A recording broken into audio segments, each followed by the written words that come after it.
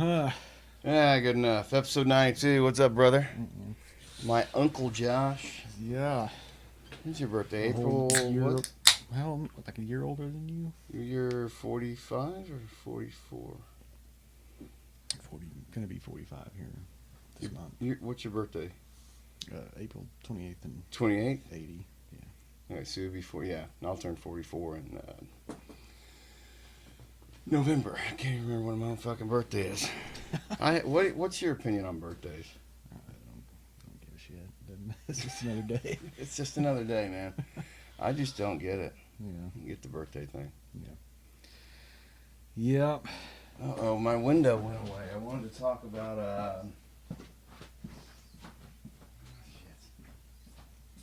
There we go. Window capture. Oh, I might have closed out that. Here we go. Have you seen or heard about this? What's that? So Italy and some other country basically did this, it's called SAR, it's like some kind of radar where they can see under the ground like up to 2 kilometers. And so they found underneath one of the pyramids 8 cylindrical structures that go from the base down, and then they stop on these cube structures, and around the cylindrical tubes are coils. No, I hadn't seen that. Of course, the main Egyptologist, I don't know if you're familiar with, you watch a lot of Graham Hancock, don't you? No? Ancient Civilizations, any of that stuff? Not really. But, yeah, it's pretty wild. Yeah. You more into like the alien stuff, or like, do you think the pyramids were built by the Egyptians? Honestly, I haven't done that much research into it. Yeah, I kind of went down the whole, I don't know about alien rabbit hole, but just the whole thing there a couple of years ago with that, with that Jeremy Corbell documentary, Bob Lazar. It's kind of what got me into it. And yeah. You believe Bob Lazar? Scour all the other stuff. Man, it's hard not to, It is hard not to. Because it's just, and the fact that he's, of course, George Knapp is still convinced to this day that he's telling the truth, and what would he have to gain? His story's hard to it's hard to not believe. Yeah. What? He took 4 lie detector tests. He went under hypnosis and all that stuff. He went on Rogan eventually, didn't he? Yeah, he did. Yeah. I think all that's fascinating. I think there's so much about human history we don't know.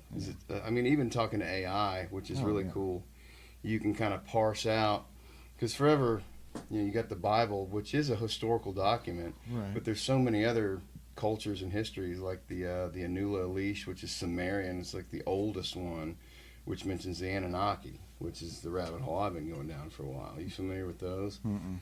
So the Anula Elish, which I believe Sumerian, the Sumerian text is written in cuneiform, but it talks about these gods that basically are warring, and they come to Earth, and then it's almost like a reverse of the Hebrew story, where Yahweh, which is the Hebrew god, in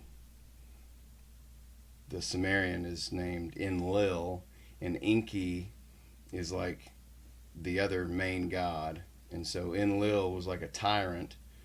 He wanted to be the main god, and Enki was the one that basically kind of got reversed in the Hebrew stuff, where they turned him into Satan.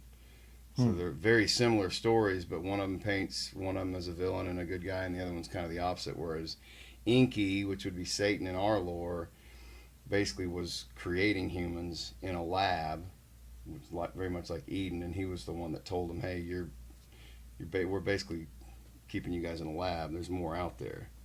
And then he also warned, it was a different name, but the Noah character, that the flood was coming. Basically, Enlil was going to kill them all, and that was fascinating stuff, though. I can get in that shit all day long, man. Oh, I'm sure I could too. Yeah. What is it? Like, as far as the alien thing goes, what do you think it is that the government has? Do you think we actually have like alien technology, or do you think it's? I think we have it. I think we probably haven't figured out how to use it. I mean, or duplicate it or replicate it. So you do think we have something that's not Yeah, I think so. human made? Now, I'll say that I don't think it's widespread knowledge in the government. I think even most presidents Right. don't know all the details. It's all the black budget, just underground stuff that only a very few select people know the real truth of all the stuff. But so yeah, it's I think it, but Donald Kehoe, I've kind of talked with you about him, but he was a retired major, I think, for the Navy back in the 60s, and he started getting into he's one of the guys that one of the major guys that started the whole UFO thing. But he traveled the country and interviewed hundreds of pilots that had all seen some stuff. I mean, he's got several books that are just basically just journals of him traveling around and all of his interviews with everybody, and he was 100% convinced. And he was even on an interview on one of the major TV shows at the time, like they were 60 Minutes back in the 60s or whatever, and he was talking about it, and they cut his audio for like 2 minutes.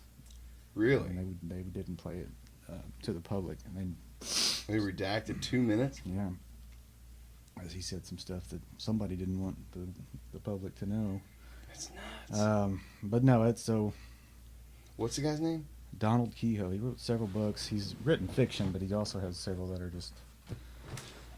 Check this guy out. But How do you spell the last name? Do you know? It's been a Kehoe? while. Just Key and then H-O-E, I think.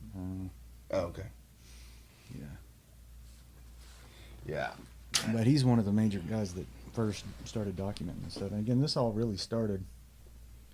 I mean, the sightings and everything basically started back in the 40s. If I said 60s, I meant 40s. But Okay. Well, yeah, it seems like these sightings not only started around then when nuclear stuff starts going on, but we've Right. also had a lot of it around nuclear bases. Yeah.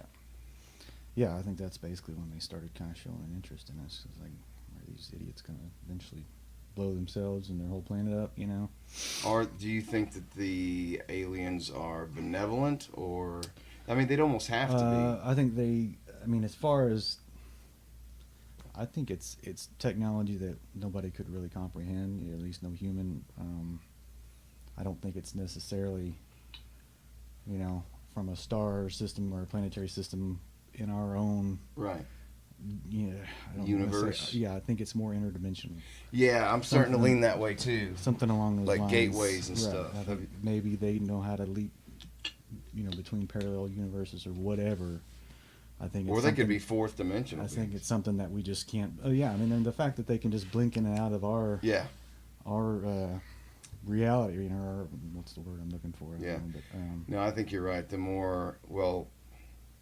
I mean, obviously being in a third dimension, you've seen Interstellar. Yeah. I mean, it's hard to even comprehend what a fourth dimensional being would be like. Right. Because time is part of that too, and it's not like. Yeah. It's Yeah, just. I actually rewatched that recently. It's still mind-boggling, but Which one? Interstellar. Oh, the movie. Yeah. We watched it pretty recently too. Yeah. It's such a powerful movie, especially that scene when they're on that water planet. Because like every minute that goes by is so many years. Mm-hmm. It's a really powerful. I mean, you got a daughter. I mean, it's a really powerful story about a parent and a child. Yeah. And his daughter is, basically growing old while he's on this mission, and he's just trying to get back. Yeah, I really like Christopher Nolan's work. I mean, he's one of my favorite. Oppenheimer. I mean, it's obviously a good movie, but it was. It's not my thing. Right. Yeah. Yeah. It was a great movie. Enjoyed it. No, won't watch it again. Don't get me wrong. I've done a lot of research into the whole, Yeah. Manhattan Project stuff, and that's a whole fascinating story. How they Mhm. were able to basically build cities to create these bombs that Yeah. nobody knew what the hell they were even building, because it was all just. It's but kind of nuts. They did. They threw up, cities out in the middle of nowhere. They had schools and Yeah. I mean all kinds of Yeah. stuff. It's just. Well, it was a great movie, and that guy. What's that guy's name? The actor. Oh, I can't the think main of it. guy. Yeah, I don't know. But, There's a lot of big names in that movie, but Yeah. No, he was great. I Yeah. probably lean between Inception, and I don't know. I like The Prestige a lot. Have you seen that? Mm-hmm. Oh, is that Christopher Nolan? Mm-hmm. How is it? Yeah. That makes sense. Yeah, I really like that movie. That's one of my favorite I've movies seen of all that probably time. 3 times. So he had just such a simple trick, Right. and then this other dude's obsession to try and get to there, and he ends up creating basically a replicator. Yeah, and then finally the fact that he threw Tesla in there with it, Oh yeah. But I thought that was pretty cool how he did that. Tesla's another fascinating. I was about to say, have you looked into Tesla much? Because it sounds to me like he basically got blacklisted by all the gas and oil companies. Well, no, Edison was the one that was out to slander him. Edison and J.P. Morgan. Yeah. Yeah, no, they... But why on earth would you want a guy that could give you free energy when you're making millions of dollars? Yeah. Well, it's just... I think it was more personal for Edison that Tesla said here is, AC is a superior technology to DC as far as, just because it can go vast distances and DC can't. Right. And I think Edison just hated the fact that, Tesla came up with it before he did. And did it in his own lab, Yeah. Because Tesla worked for Edison. And so, but you do agree that, like, the powers that be suppressed his... Oh, yeah. His stuff. Oh, I mean, he obviously went a little bit, who knows, there at the end, he kind of went crazy, or he did go crazy, essentially, but... Did he? Yeah, I mean, he lived in a hotel for the last several years of his life. His best friend was a pigeon. Really? That he went out and fed every day, and in his later writings, he said that pigeon was his best friend, and, the only reason that he got up in the mornings. I did not know all that. He died penniless and broke. Actually. He died broke. I didn't know that. And dead, which is tragic because the deal that he made with was it Westinghouse, or the original offer said, I'll give you so many dollars or whatever for however many watts of AC power not watts, but whatever the units were, the measurement was of AC power that you generate. And Tesla tore up his contract in front of him and said it's not about money. If he wouldn't have done that, if he would have kept that contract, it would have made him by far the richest man in the world. I mean, he would have been a Elon Musk multi-billionaire back in the early 1900s. I mean, he would have been the richest person. What was his problem with the contract? It wasn't about the money. He wanted to make it a point. It was like, look, it's not about this. Yeah. I can't remember. There's a little bit more to it. Why? Yeah. he did it. I want to research more about it. I think it's. I think it'd be awesome if somebody like Nolan made a movie about Tesla. Yeah. So there's really not. There's been a couple, but have there Hollywood movies? Mm-hmm. There was one that was about the Edison and Tesla. Yeah. What was that? Major releases. I can't remember the name of it. I have it on digital. Okay, yeah, I'll look that up. I'd love to watch that. I think it was just the... I knew about the Edison feud, but wasn't Edison also pretty prominent, in Hollywood, and getting a lot of that stuff set up? Yeah. Yeah, I mean, Edison was... Yeah, he was more the what's the word I'm looking for? I mean, he was better at promoting, than Westinghouse was. So he was he was definitely more well known, and he was a brilliant guy and an inventor on his own right. But no, what he did to Tesla just, I mean, the more and more you look into it, and the more and more you see the history books that people talk about it, for the history books from when we were kids, Edison was the greatest, Oh yeah. But the more and more that comes out about him, he was kind of a douchebag. Isn't that crazy how history literally changes? Yeah, it's who knows? I mean, it's all who knows? It's all some flawed human's version of exactly. Well, and plus the victor's right. There's a great Norm Macdonald joke that was I can't remember what it was, but I can't even think of the bit. But he goes, have you noticed that the winners of every single war in human history were always the good guys? They're undefeated, Norm was a freaking genius, yeah. Oh, he was, talking about countries that we shouldn't trust. Have you heard that little bit?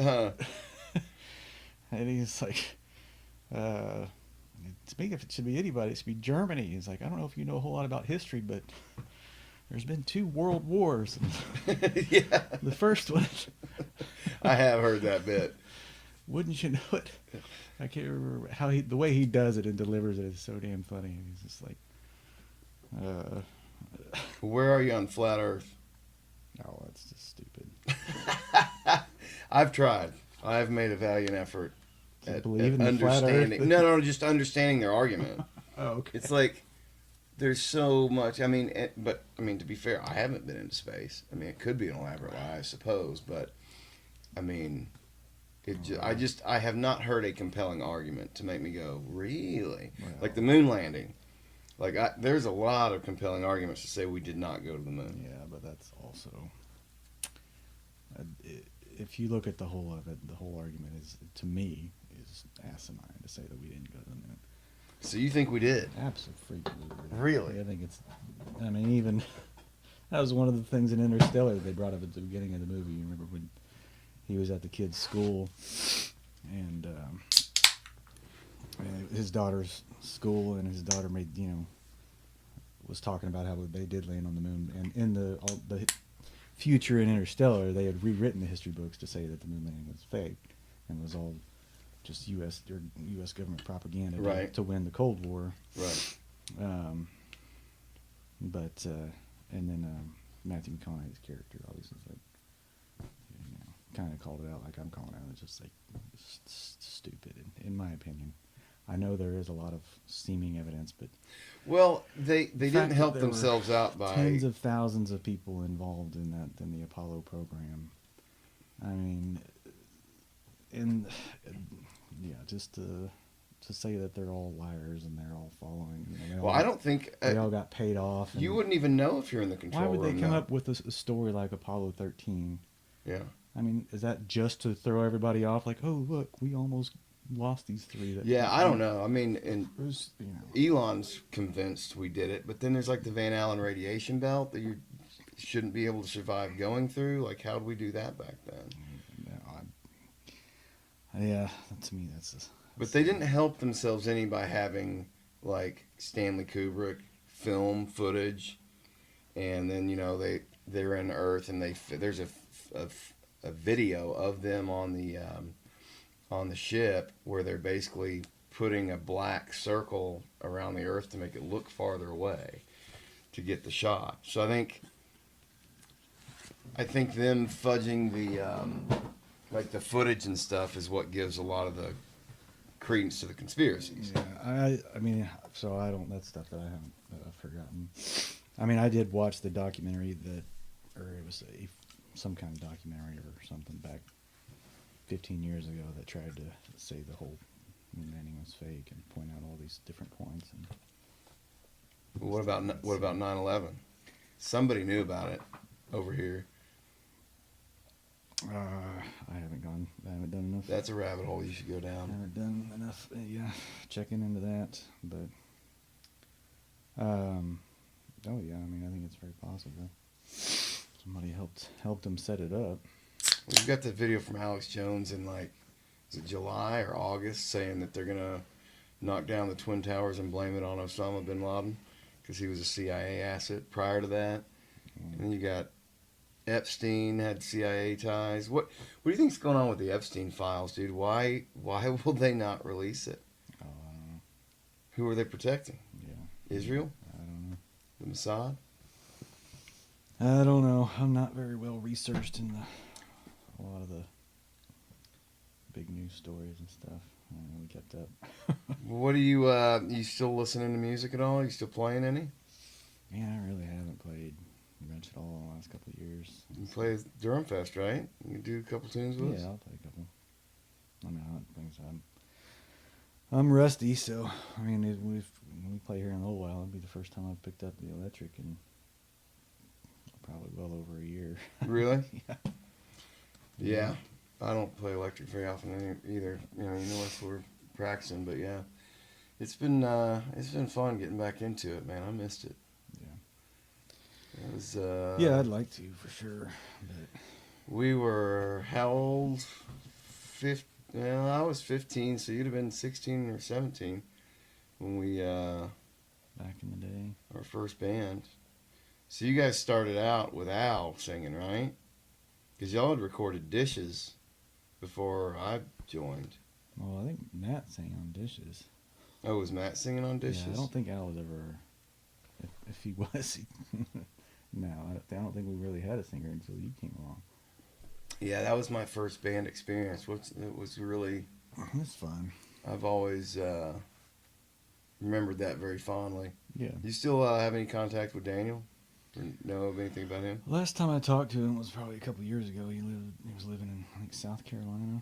Yeah. But yeah, just briefly, a couple texts. Great drummer. Was kind of an asshole back in the day. It felt like he was kind of hard to work with, but Yeah. he was a good drummer, and Yeah. I learned a lot from him. And Yeah. you know, for being a garage band, and Clunk was a great opportunity for people around here. Mm-hmm. Yeah, You know? that was fun. I mean, Just to have a place where like literally anybody could play. There's no Mhm. alcohol. You couldn't do covers because they didn't pay licensing fees, so it forced bands to do original material, and you could get an audience. I mean, we played covers and we Did we? Yeah, we played a couple Nirvana or one Nirvana song. Did we? I was thinking you couldn't play covers there for some reason. Maybe I was wrong. Yeah, we played at least one. Remember, no, we did play covers. We played, man, how good were the Nixons back in the day? Yeah. And to have them so close, like, Mm-hmm. we got to see them. Oh, you got to see them live, right? Mm-hmm. Yeah, I got to see him really, I think, right when their second album came out, the one that kind of, I mean, they got fairly, nationally well known. Yeah, I think they were underrated. Oh, for sure. Way underrated. I mean, Yeah. Toby Wright produced the Nixons album, who produced, I mean, Alice in Chains' Dirt. Yeah. I mean, No, I mean, I remember when James Overby took us all skiing, out in Colorado. There was Nixon's first album was playing at the ski resort, and that was back in the day. You know what I mean? FOMA. Yeah. So I mean, they obviously toured. I remember Zach saying they played in front of crowds with 20,000 people. So they should have been, like a Oh, I don't major- know. I understand why they weren't. Yeah. When That second we, album, I really liked their third album too. I did too. The latest thing. Yeah. Yeah. It was a little Poppy. poppier, Mhm. but the songs are still strong. He had some strong, yeah. Some really good tunes on it. I still definitely prefer the second one. What was really cool was, we recorded the August demos over there at his house. Yeah, I knew. So that was a really cool experience. It was in his basement, so he had the studio in his basement, and he had tour posters all over the walls. I mean, they had opened up for Kiss and played with Live and Bush and Alice in Chains. Like he had accomplished so many things, and it was just so wild. And he had all the demos, all his shit. Man, I just want to loot that place so bad. It was so cool. Yeah, well, he's a good songwriter. I mean, he sold a lot of his songs. A lot of songs that other bands, that I didn't even realize were his songs. But Well, that's what he does for a living now. He's a songwriter in Nashville. In fact, when we recorded with him, which would have been like 2001, he had just gotten an opportunity. He was going out to California and meeting with some songwriters and stuff. He was just starting to get into that. But yeah, if you look at his songwriting credits now, I mean, he writes for pop artists and everybody. It just seems like a really weird way to write to me, to have like a committee that writes by...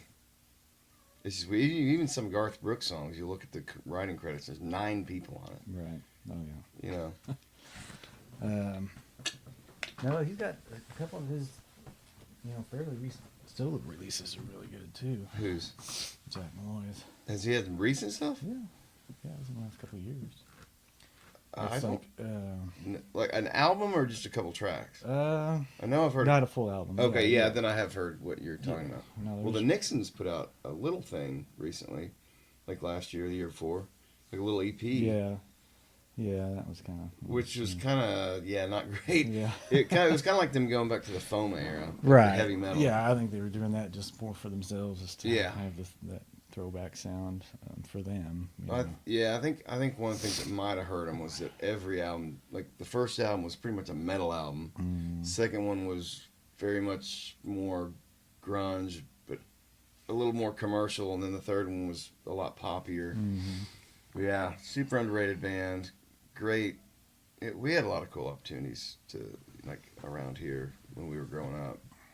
JR's and Yeah, I remember we opened for him, didn't yeah, we did. We opened for Zach a couple of times. we? Mm-hmm. Remember Prime STH coming into town? That was cool. Yeah. I told this story to Chris Gray was the bartender there back in the day, and we were obviously not supposed, it's not supposed to be playing in that club, so it's supposed to be wearing, like armbands or something. I remember him telling us, cut that shit. He didn't care. Yeah. Nigel was a cool sound guy, but Prime STH when they came over, you remember that single they had? I'm stupid, you're smarter. I'm stupid, you're smarter. Na, na, na, thinking of the way things will turn out right. And if I can make you love me. No? Not ringing a bell? Yeah, it was the first time I saw a breast being signed, signature. Happy Gilmore style. Dude, they were flapjacks. This lady was like 65. It was like, man, this is not how I wanted this to be. You're hoping these big perkies were going to come out, but now it was like she had to like dig them out, flop them out.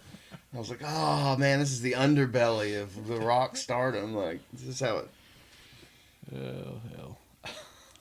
Good times. Yeah. Good times. The first recording experience I ever had was recording Cleanse and Time for Hate. Was that out at Jim's? Out at what was the dude's name? Jim. Out there in Nichols. Is that what it was? Yeah, Yeah. I think so. Something Matt knew, but yeah, it was the first time I'd ever recorded. I don't know what I was expecting, but it was a lot of sitting around. Yeah. Which it can be. I mean, I've Right. done quite a few records since, and it's definitely a very slow, painstaking process. Yeah. This is where I really prefer to just get a live take. Mm-hmm. I don't like recording with metronomes. It's just Yeah. so it's a lot of work for the drummer Yeah, too. you're right. It seems like it takes away from some of the feeling and just. Mm-hmm. Yeah. Absolutely. There's a tightness that a band can achieve, and it may Right. not be technically on the money, but if Right. everybody's together, Yeah. even if it's not perfect, it sounds fine. Yeah, I mean, it seems like a lot of the major, like even some Nirvana tracks, they probably changed tempo quite a bit by the end of the song from the Right. beginning on the studio, on the album version of that song. Oh yeah. I think bands like that just kind of like, look, this is what's gonna give us the vibe we need to record this song the right way, and not. Yeah, to me, just one guy in a room with a headset on doing his part by himself without the rest of the band is like. Yeah, I don't like it. It doesn't sound as good. I think it sounds stale. You heard that Dave Grohl stole that drum lick at the beginning of "Smells Like Teen Spirit"? Hmm. That yeah, he stole it from a reggae band. He said he had seen this reggae band and this guy had done it, and he just totally ripped it off. Which that's the thing about music. I mean, every song's been done, right? So Right. it's all just kind of recycling the same stuff, Yeah. and it's everybody's gonna rip somebody off at some point, some little piece or Yeah. it's some just little at thing. one point, is it? Yeah. It's either because you could keep picking and picking. At what point is it Yeah. ripping somebody off, or just happen to be playing the same three chords or Yeah. whatever? It's just like, or the same series of notes. Yeah, in a certain order. We talked and kind of joked in Durham about doing a G D E minor C medley, and just picking like 300 songs Oh, there's with that chord progression. I'm sure there's more than one. Keep talking. I'm gonna turn your mic up here. I saw a YouTube video where there's a band that did that. They took. Oh, did they? Yeah, they took. I think that maybe that combo that you Yeah. just said, and they went through 20 songs, Oh yeah. but just the exact same. Yeah. It'd be awesome. I mean, we only tried it once, and we used good glycerin, and I don't know if I've ever been good enough. What's that song? By Matchbox Fox. Yeah. I don't know what song it was, but yeah. We also used to do Werewolves of London and Sweet Home Alabama. We did a medley with that. Yeah, I remember you doing, and then also the Kid Rock's version. Oh yeah, that's right. You see Yeah, that that's in there fun. too. Yeah, man. That's wild. What you listening? Who are you listening to now? Is anybody new that you're listening to that's worth? Not consistently. I mean, I really actually don't do it as much as I used to. You know, I used to be able to get on Spotify and Yeah. dig through deep stuff that Mm-hmm. nobody's ever heard of. And I actually found a lot of the music I listen to that way. But nobody recently that I've really latched onto. Still digging Volbeat, aren't you? I haven't really listened to their stuff in a while. Really? They got a new one coming out. They're coming to the Amp. Yeah, You going? probably. Yeah, me and Austin went and saw them when they were in Springfield. Did you? That was years ago, but How was the show? it was a good show. He was knocking out. Oh yeah, he's got a lot of energy. I mean, Yeah. that Oh yeah. lead singer, I can't remember his name, but Michael Paulson. yeah, apparently he's a pretty intense guy. Yeah. We've seen we watched concerts and stuff on video, like on YouTube, but Yeah, yeah, we saw Ghost last year. I think it was last year. Went up to St. Louis to see him, and I mean, you talk about a production. yeah, I mean, it is from start to finish a theatrical production. I've never seen anything like it. yeah, I mean, even Kiss wasn't that level. I mean, maybe Alice Cooper a little bit, but I mean, he had executions and stuff going on. That's probably the closest thing I could think of, but it was wild. mm-hmm. I mean, they resurrected one of the old priests, and he comes out and he starts playing the saxophone, and Yeah. I mean, the sound was kind of shit actually. They had some sound issues, Oh really? but yeah, but the performance, and I didn't know, like, with a band like Ghost and being in Springfield, I was like, I don't know how many weirdos there are going to be. Like, what's the factor? Like, is it going to be like 50-50? Yeah. It was definitely 75-25 weirdos to normies. Yeah, it was there's some wild people out there. But Yeah. we all got some merch, which fucking official merch is so expensive. Mm-hmm. I'm just like, $50 for a small kid shirt he's going to grow out of in a week? No.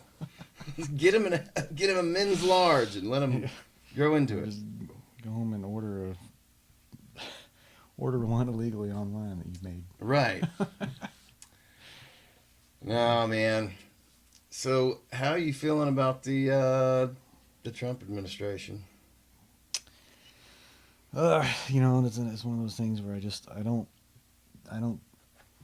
do enough of my own research to really have a good opinion about it. Yeah. I think he's a jackass. Yeah.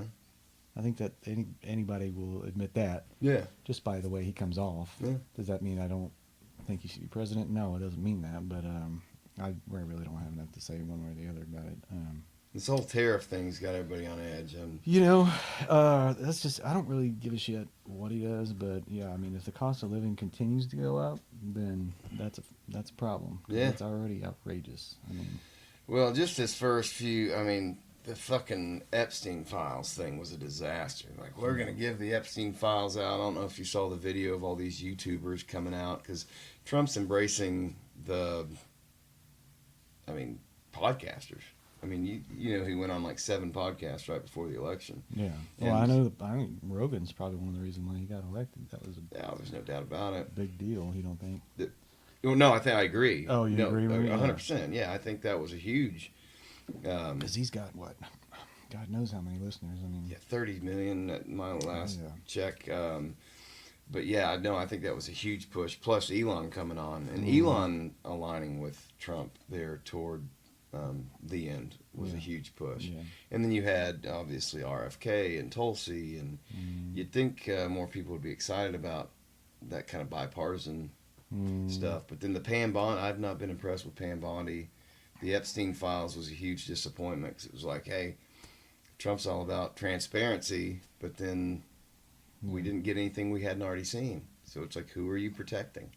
And then what was the other deal? Oh, the JFK files. I don't know that we've gleaned much new from those. I don't think there was a whole lot else to be released that could be proven. You know what I mean? Yeah.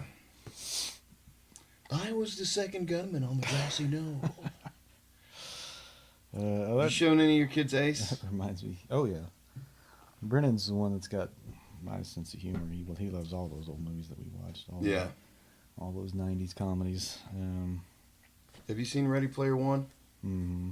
I've never seen it. We watched it last night. We do Oh yeah. movie night on Fridays, and Walter picked it. Which I wanted to see it, but I was pretty impressed Yeah. at what a good movie it was. I felt like it was a little overlong, a little bloated, too much money. Kind of could shrink it back a lot, but it's a really cool concept. Well, I also think it's a little bit scary that it's probably not that far away before. No. That's the reason. That's going to be people's lives is in a whole different reality. You know what I mean? And it's like in that movie. That's the only reason why anybody wanted to live was to live in this video Yes. game. You know what I mean? Yeah, I don't think we're far away from it. But there's also simulation theory that we're in a simulation right now. Yeah. You know, and which none of it's provable, but it's just I don't know. I find that stuff fascinating. Oh, I do So too. I feel like so many people are so set, and these are my beliefs, and it's like, Yeah. but you can't prove any of the things you believe, really. Right. You know, as far as that stuff goes. Like, is the Earth round or flat? I mean, yes, obviously based on what I know, I would say it's 100% round, but could it be an elaborate ruse with millions of people in on it? Who knows? Like, it's just the older I get, the more I realize I don't know shit. Which is insane because I knew everything when I was 15. Oh, of course. You know what I mean? Like, Yeah, your kids and my kids know everything. yeah, I must have just lost all my knowledge in the 30 years since then because I knew fucking everything, man. Oh. I knew more than my parents and Of course. anybody else.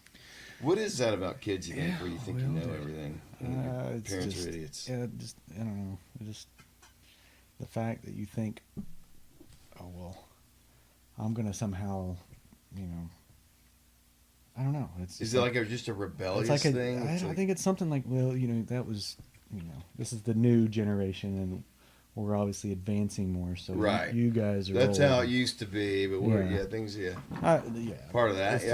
just there's a little bit of cockiness, like, oh well, you know, we're just gonna have a different mindset on the way we see things, and therefore we're gonna. Yeah. It's so stupid. I mean, yeah. Yeah. Just, No, it is, and I don't think you can really even appreciate it until you have kids, you know, Yeah. to like put yourself in your parents' shoes. Of course, I disagree with some of the things my parents did, but at the same time, like, I'd also acknowledge I think they did what they thought was best. I don't think there was anything out of you know, they were trying to do what they thought was best for me, and of course, you know, being the hard-headed asshole I am, it's like, by God, nobody's going to tell me what to do, and so then you have that kind of shit going on. But parenting's tough, man. You don't get a fucking manual. You don't get a handbook. Yeah, it's fascinating. I just There's a bunch go of to the experts hospital out and there. have a baby, and then a day Yeah. later, best of You're luck to you. responsible for a human being. And it's like, how is it legal for us to leave the hospital? With a human baby. We don't know what the hell we're supposed to do. Mm-mm. No Is it clue. crazy, but it's just, I mean. Well, they're a lot more resilient than you think, too. right. That's Well, one thing. but then just parental instinct does take over. Yeah. I mean, there is something to it, you know. And, I mean, before Emma was born, I didn't want to have kids, you know, and I didn't.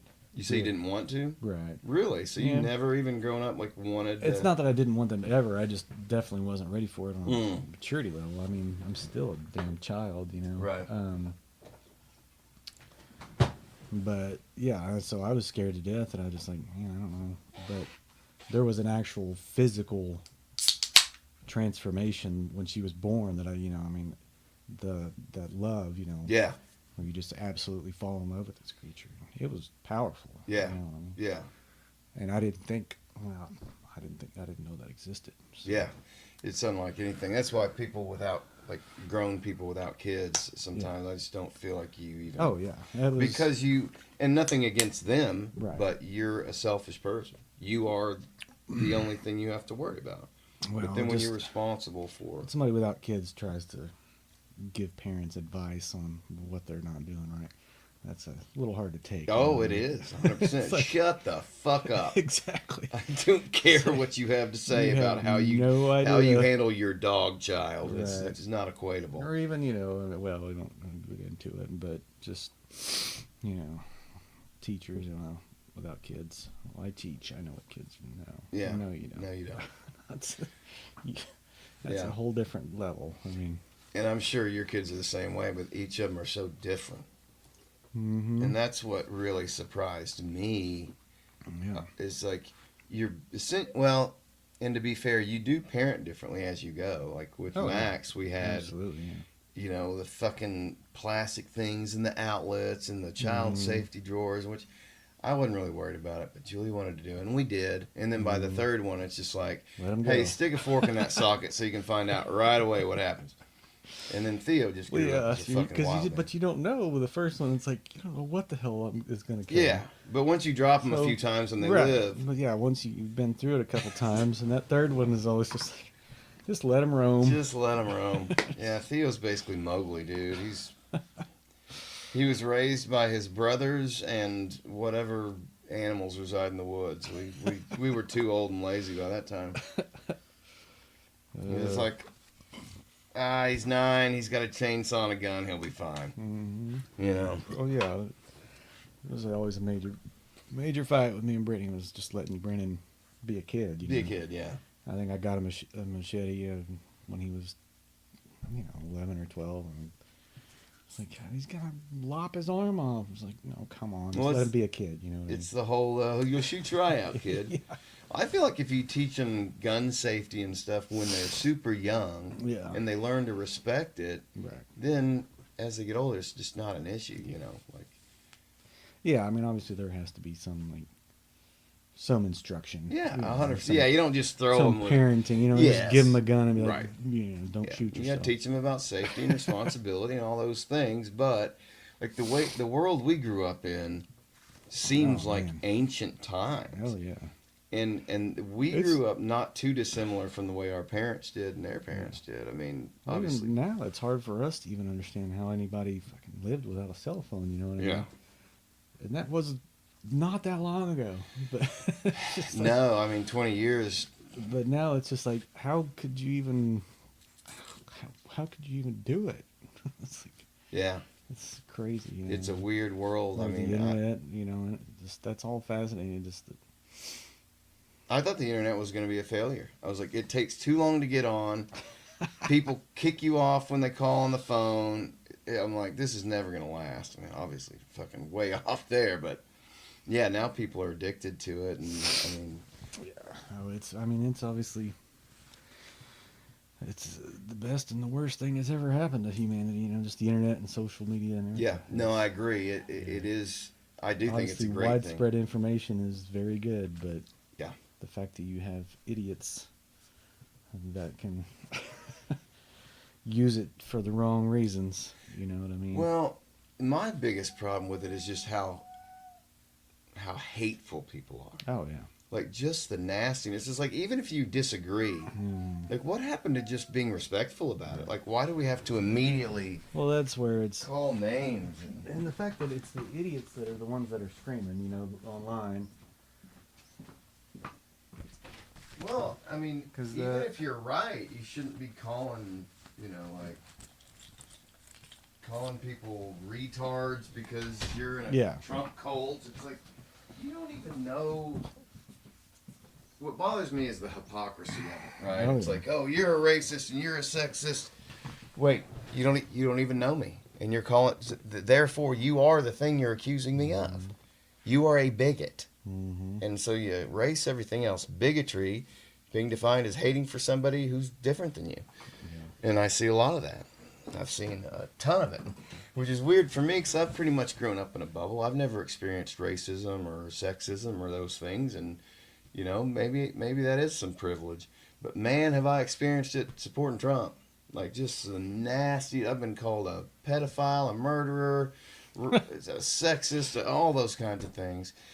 And it's like, man, you don't know anything about me, but because I voted for a guy, I'm all these things. Which I don't take it personally. Those people are, I think, insane. And I wouldn't just assume that Biden voters were all insane either. I mean, I think TDS is real. I mean, TDS, Trump derangement syndrome. Where people just right. I know people who are rational people, but when Trump gets brought up, they just something fritzes in them and they just go nuts. Yeah, I agree. I mean, I hate him so much. Right. I think it's politically, I'm always, I try and look the middle, both sides. Yeah. As much as I can. Most of the time, it leads me to agree with the right Yeah. the right side, just because the whole liberal ideology to me of I don't know. I just think it's just there's a hatefulness to it that I don't understand. There is now. I don't. Yeah. I identified as a liberal growing up though, because of just the pure, like tyrannical conservative viewpoints. Like Dungeons and Dragons, like was evil, Okay, and yeah. people were trying to get that banned. They tried Right. to get South Park banned. They were burning Metallica records, and so when I was growing up, I was seeing the right do this stuff. It was like these people are terrible. I don't want to be any part Well, of that. obviously, there are people on both sides. Yeah, 100%. That's why I don't think it's a left-right thing. Right, and that's just the whole idea of the bipartisan thing. It's just to me, it's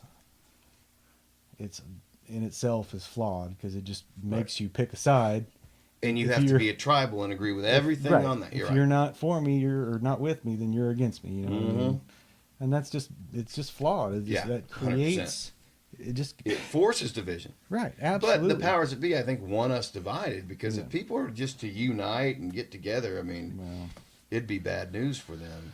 I don't know. I mean, obviously, I don't have any opinions on how to do it differently as far as when it comes to, the government and the structure and everything. But yeah, just the whole thing of, you're either one side or the other. Yeah, it's nuts. It's like, why? Why can't Right. we just be Yep. two people, Yeah, it's very unfortunate. sitting next to each other? Like I'm very socially liberal on a lot of things. Like I think all drugs ought to be legal. Throw them all out there. People are gonna OD, whatever. I mean, learn how to be a responsible addict. Mm. Like I just don't. I mean, I just. Oh, I definitely have liberal views on some things for sure. Yeah, Absolutely. like the trans thing doesn't bother me as long as you're 18. I don't care what you do. Oh yeah. Don't give a well, fuck. I mean, there's a whole as long as you don't force kids to. Kids don't know what the fuck they want to Well, do. I you know just. what I mean? Well, your brain's not even So, developed yeah. till you're 25, Right. and so when you're kind of seeding these ideas in them, and you shouldn't be. I mean, that's a whole nother thing we can get into, but yeah, well, I think obviously it is a fad to a certain extent. The whole I was about to say a lot of it it's socially socially. You're right. It's a encouraged fad, or whatever, and it's for a lot of outcast people who might not find their way in society. And this group's like, hey, we're welcoming. Right. Come be one of us. Well, just there's a whole even Emmett went through it. Just in teenagers where a lot of girls think they're gay. Right. I mean, a lot. Yeah. She did. Is that because of like the toxic masculinity narrative? No, it's just or it was just a social event that's happening. Right, right. Just, He was almost cool. exactly. To be, It he was edgy. He was rebellious. for whatever reason. I mean, she did that for a couple of years, and then obviously she realized that she's not. But it's Yeah. I don't get it. What I Well, mean? that's funny. My cousin Jackie told me that had the trans movement been around when she was a kid, she would have been trans, Right. just to have pissed her But parents yeah, the off. fact that you can sit there and, as a parent, there are people that let their 15-year-old know that they're not a boy or they're not a girl and have surgeries Right. to make them. And it's like they don't know what the fuck they want. No. Absolutely not. No, dude. Do not change their body physically Right. because they think they want it, because that's how they think they feel. Yeah. That's just wrong. You know what I mean? Yeah. It's like Either way, you It's go. like, no, this is how you are until you're 18 or whatever, and then you can do whatever you want to yourself. But I think, And- things were harsh. and it's not to not support them. No. I'm not saying if that's what you think, fine, but I'm not going to let you. Right. Well, the studies say and pretty much support the fact that if you just wait it out, Right. you'll either grow out of it or you'll just be gay. Yeah. Like you don't necessarily have to and I do believe was it gender dysphoria where you believe I think that's a real thing, but I believe it's a very small percentage of people. Right, I do too, and that's just another thing about the whole. Really, any topic like that where it's controversial, that we're talking about such a small amount of the population but the fact that it gets to be where there's such a big deal made out of it, like it's a huge thing, I mean, It's like the abortion thing. well, just Like I mean, that's a single voter issue for so many people. like Dave Chappelle, the special that all that, or tried to get him canceled. You know what I mean? Yeah, oh yeah, great special. Oh, absolutely. He's hilarious. We He's just a started freaking watching genius. season 1 with Walt. That show, Key and Peele's funny as hell too. Yeah, they had a good run. It wasn't quite as good as Chappelle's show, in my opinion, Yeah. but they had some great sketches. Yeah, but no, just the fact that again, everybody threw such a fit about that special, but it's in reality it's such a small amount of people because even among the LGBT community, you know, it was a small number of them that were throwing a fit, and a lot of them that are just somewhat put together people didn't give a shit. You know But what the I mean? tragedy But was that somebody it's the died. people that You remember are the screaming story about he it. told about his transgender friend that killed themselves? Mm-hmm. Like, it was a tragic story. Mm-hmm. I think that was the special afterward. Mm-hmm. But yeah, it's still tragic, and I think, I don't know. Well, you know, again, I feel like unless your own side comes out and starts speaking out about, like, I would like to see more L's and G's come out and speak. And I have seen some videos recently of them saying, you know, the transgender stuff kind of taken over the movement. And again, I don't care what you do in your bedroom. I don't think kids need to really, like, I don't think they need to know about heterosexual sex when they're kids. You know what I mean? It's you don't even need to know about it. Oh yeah, I mean you can get into right. Just and then again the whole thing where the whole race thing in school where there's, you know, with kids and I don't know exactly what all went through as far as what laws got passed, but you know, the way we did with our kids, you don't even talk about race. And No. They don't even know it exists. Exactly. Until you tell them about it. Until you start making it a thing. They have no idea. Otherwise, it's just people. I mean, one of Brennan's good friends when he was kids was black. Yeah. And he probably didn't think a thing about it. I think he was probably adopted and had a white mom. And the white mom somehow made a big deal about Brennan being racist somehow. A kid. Yeah. And at the who's time, friends with him. He was in elementary school. So, oh my gosh. Yeah, it was just like, wow. I think it was because Brennan said and this is maybe the third grade when they were, for some reason, talking about slavery and race and this and that. Didn't realize that was a third grade subject. Yeah, why would that be taught in third? And Brennan said to his friend, who was black, he's like, you know, if what did he say? He meant it in good intentions, you know. Right. He's like, I would buy you and then set you free, or something along those lines. If we lived back then, you know. That's actually a sweet thing to say. Right. Something along. But then he went home and told his mom, and then she called him out as racist and called us, and it was a big fucking deal. Oh my gosh. Isn't that just? That's actually a sweet thing for a kid to say. And he to meant a friend. it completely innocently. Innocently. He's just 100%. like, here's what I would do for you because you're my friend. Right. You know, I was just like, my God. But nobody shuts this shit down. People are allowed to behave insanely. Yeah. I mean, you look at the way, like, you and I were raised, or probably our parents were raised. There was probably some abuse in there. Not me personally, but, like, that generation, you know. You had kids hitting their kid, you know. There was spankings, and the farther you go back, the more probably brutal it was. It was a tough life. Mm. But it's like every generation gets a little more kinder and more empathetic, and then I feel like it swung the other way to where the kids are ruling the house now. Mm. It's like, I don't want to tell my kids no. You know, I even have that argument with Julia sometimes. She's like, you're really tough on him. I was like, he hit the fucking fence. Like, I'm not going to allow this behavior to go past this, and if we're going to have a conversation, I don't mind getting in his face and yelling at him about it. I'm not going to be, you know, you have to set ground rules and barriers. That's the reason why I'm divorced. It's because I was the asshole that said, no, you gotta reel them in a little bit. And she was, nope, just let them do whatever they want because I don't want to make them mad because then they won't love me. And it's like, yeah, they will. Well, I think they'll respect you if you, right. You know, because it's ultimately for their own good. Right. It's not just because it's a preference of yours. Right. It's like, this is just not acceptable shit. Yeah. We're going to put a stop to this. And by God, if you do it again, we're going to have a problem. But other than that, you know, my kids have a lot more freedom than probably most kids their age. Yeah. I don't know about what do you think about phone? Like, did you guys track your kids on the phone? Did you have the phone trackers and stuff? I didn't. I mean, Brittany keeps up with them. She's got them all on that Life 360 thing, Yeah. where everybody can see everybody. Yeah. I mean, I don't really see the point unless you're Yeah. worried about your kids getting kidnapped or Mom something. keeps you know what I mean? keeps bringing. I finally told her, do not bring this up again. It makes my skin crawl. Like knowing you're tracking your kid. I don't know. I just find it Yeah.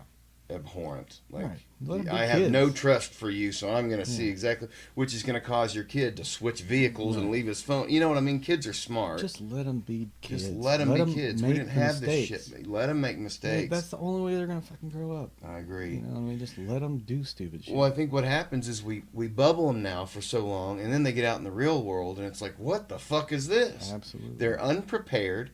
They make a bunch of stupid decisions, and then they get locked into those decisions with bad marriages or kids at young ages or alcoholism, whatever it is.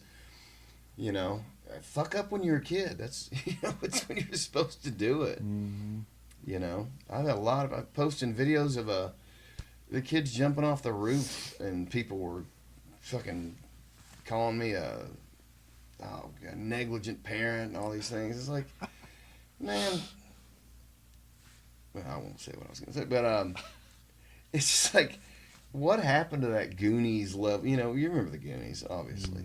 I mean, those kids, there were no parents keeping up with those fucking kids. Did you watch Stranger Things? Oh yeah. That was, I don't know, I love that show so much.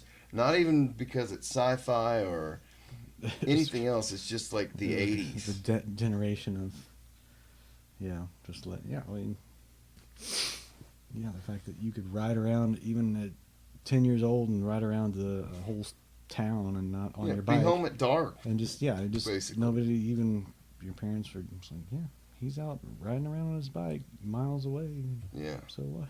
Whereas now it's like they're 100 yards down the street. You got their binoculars, freaking whistle, and Yeah. just like, So we're touching on that parenting thing, and that's something I find interesting too, where you kind of observe or look at parenting styles. Like, I feel like your mom was pretty much let y'all, pretty wide open.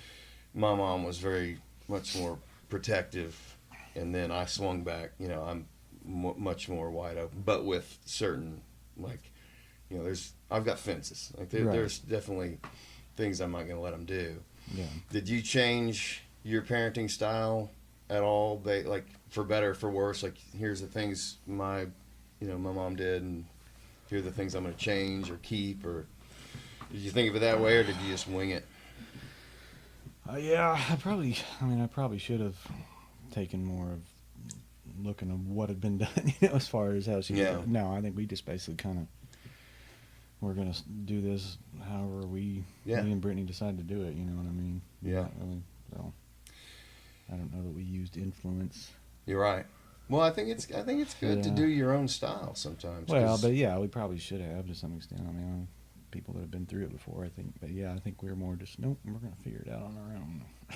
Which, Emma was a freaking nightmare child until she was, and Brittany will admit it. I mean, she was a hard baby.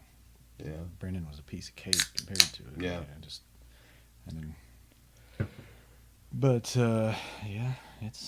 it's any kid that lives to adulthood is it's a pretty Well, any kid that gets born, and too, I mean, I have so many friends who have had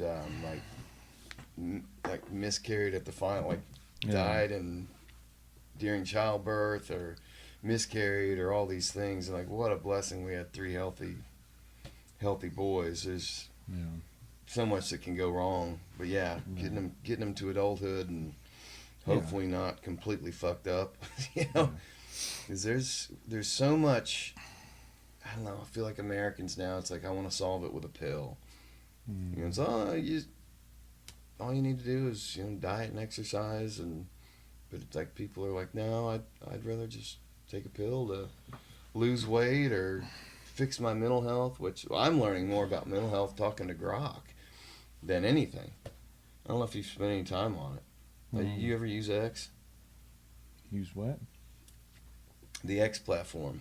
Elon's, the Twitter he bought. Yeah. It's got an AI built within it. And I mean, it's the closest thing you can get to talking to God. It knows all information all at once. And like, it's really helped me understand myself. Like, you can input things, and I mean, it knows all this medical knowledge. And I think we're going to really see AI being used in the medical field coming up soon. Yeah, doctors are human beings. Bill Gates. Yeah, he said so. He released a thing a week or two ago. Said he thought a lot of jobs, especially like medical professionals, and I think he said teachers would be replaced by AI in the near future. You know what I mean? So how do you? Well, there's no doubt, and now they're rolling out these robots. I know at least Elon's got the Optimus robot, which is a humanoid robot with an AI brain. So I mean, you can have it chop lumber, do your dishes, clean your, like, this is how Dune started.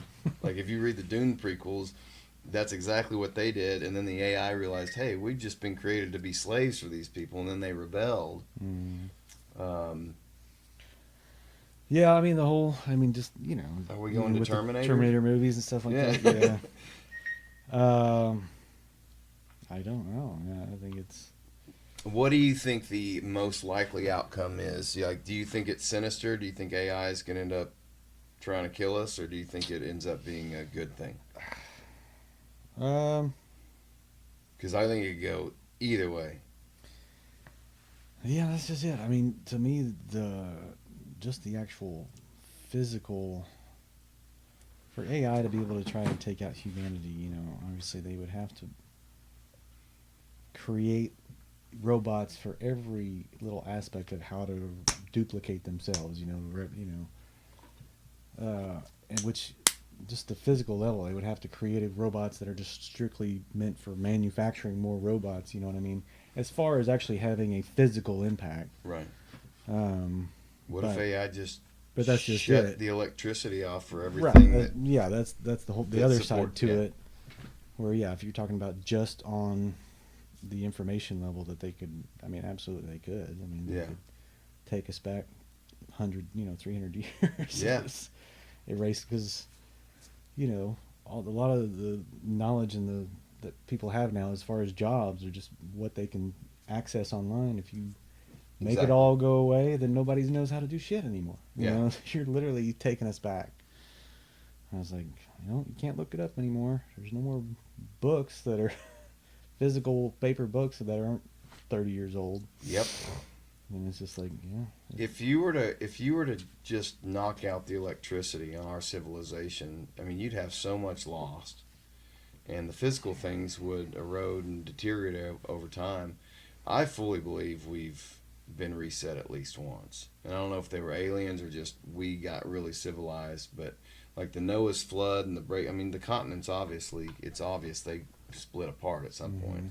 I think that was likely intentional. I think some higher power either tried to eliminate us or reset us, and maybe it was because, like, look into the Anunnaki when you get time, like, go down that rabbit hole, because if the Sumerian texts are true and there was an alien race that was living here as gods and basically messing with our DNA to accelerate us as a slave class, and then we rebelled against them, or who knows what happened. I mean, it's this 12,000 years ago, but it's pretty much accepted now that the pyramids are way older than when they said they were. Yeah. Oh yeah, I think it's fascinating that if you look it faces due north. Just the amount of stuff that we don't really know. Right. And to me, that's where science and scientists, the scientific community or not even that. You got people that, let's just say, for example, religion. Right. The idea of a God. And it's like, you admit as scientists, you don't know what 99% of the universe even is. Right. And so how can you sit there and definitively say there is no God? Right. it's contradictory, is what it is, because you don't know. Well, it seems equally crazy to me to say, like, Christ rose from the grave and ascended. Like, I find that equally as crazy. Like, you weren't there, you didn't see it. I respect the people who believe that. Yeah, the people that say there's no evidence, well, that's also not true. I mean, as far as Yeah. there is evidence, obviously you have tens of thousands of people that have written about it and experienced things and seen things and documented. But again, but also, it could have been technology that revived him. It could have been a twin brother like in The Prestige. We just don't know. To be so confident in it to where you're basically telling other people they're going to hell for not believing it, to me is evil. Yeah. Oh, yeah, I do agree. And that's the type of Christianity I grew up with, and I have just rejected it. Yeah, and I'm not saying that I'm a devout Christian by any means. I mean, I do believe in God. Absolutely. So do I. And I believe Jesus existed. Yeah. Yeah, and I believe his teachings. Do I think that? To me, it's the concept of if I'm born in Africa somewhere in the jungle and I die without even having had the knowledge that Jesus even ever existed. Are you going to hell? Right. Absolutely not. And it's just like, well, according to, if you don't accept Jesus, you are going to hell. Yeah. So that is a hard concept for me, but there's so many other factors. What if you're mentally unable to? Sure. And what does it mean to accept? I mean, right. Can somebody like Luke accept and even know? Or can who's to say that he can and who's to say that I can't? What does that mean? Yeah. What does it mean? How is it proof that just saying it? No, obviously there has to be more to it than that. And well, Hitler's the bad guy of the universe, and I don't know how many people ultimately died. I think 6 million in the Holocaust, plus all the others in the war. But like the Catholic Church killed 80 million people in the Inquisitions, going around doing that stuff. I thought, to me, reading the Bible, if you look at the God of the Old Testament, it's a very jealous, angry, mass murdering God. And then in the New Testament, it's like this God of love and peace and light, almost like they're completely different beings. I mean, and I thought Jesus' whole message was that, hey, you don't need the church to get to God. You can have a direct relationship by just loving your neighbor and doing positive things. And his teachings to me are way ahead of their time. And I can't even imagine a world back then. But then you look at how big these churches are and how much money these guys are making. And I mean, there is not a day goes by where there's not some pedophile getting caught in the church. Yeah. And it's just like, I just never wanted anything to do with it. It just never appealed to me. But Christianity is what I've based my values on. Right. And I think, I mean, just obviously we were raised that way, but I think that most Christians obviously mean well, and obviously, some of them. I think the majority, just like I still think the majority of people in general try to be good. On the flip side of that, I think there's a lot more bad people than what I initially thought. I really believe it's a social standing thing. I want to be seen doing this thing to be accepted. I don't know, and I could be wrong. No, and I had the idea when I was younger that I'm surely 95% of people are just generally, not bad people. I mean, but I think it's more like that's. I'm definitely more closer to 50-50 now of the people that are out there. It's just like it's I don't even know. I think honestly, if you look at you look at the 10 Commandments or the deadly sins or whatever, I think greed is the worst of them all. I think if you could eliminate greed from the earth, you'd almost have a utopia. The people are just so greedy. Yeah. And you work in corporate, and it's just like, God, the obsession about every quarter, quarter over quarter, year over year, hitting all these goals, and it's like you can't take that with you, And it's like these workaholics that just don't spend time with their kids and don't To me, a job is what allows you the means to be with your family and protect your family, and that is your ultimate job. Is being a parent or I'm a shit husband, but I try and be a good dad.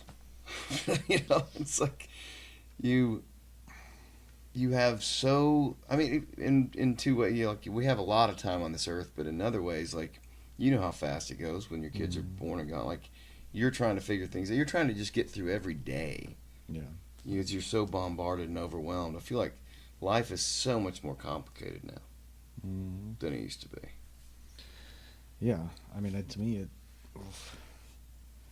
just being a kid with what I mean, just having these things that adds such a whole nother level It of does. psychological trauma that they have to deal with. You It know, does. I saw. it's scary. I feel sorry. You know, I almost regret having children just because of what Yeah. they have to go through now. You know, it's. Yeah.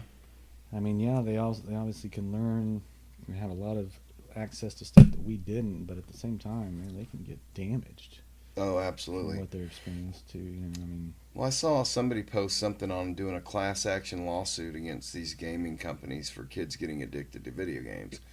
It's like, how about you limit their time on the video game?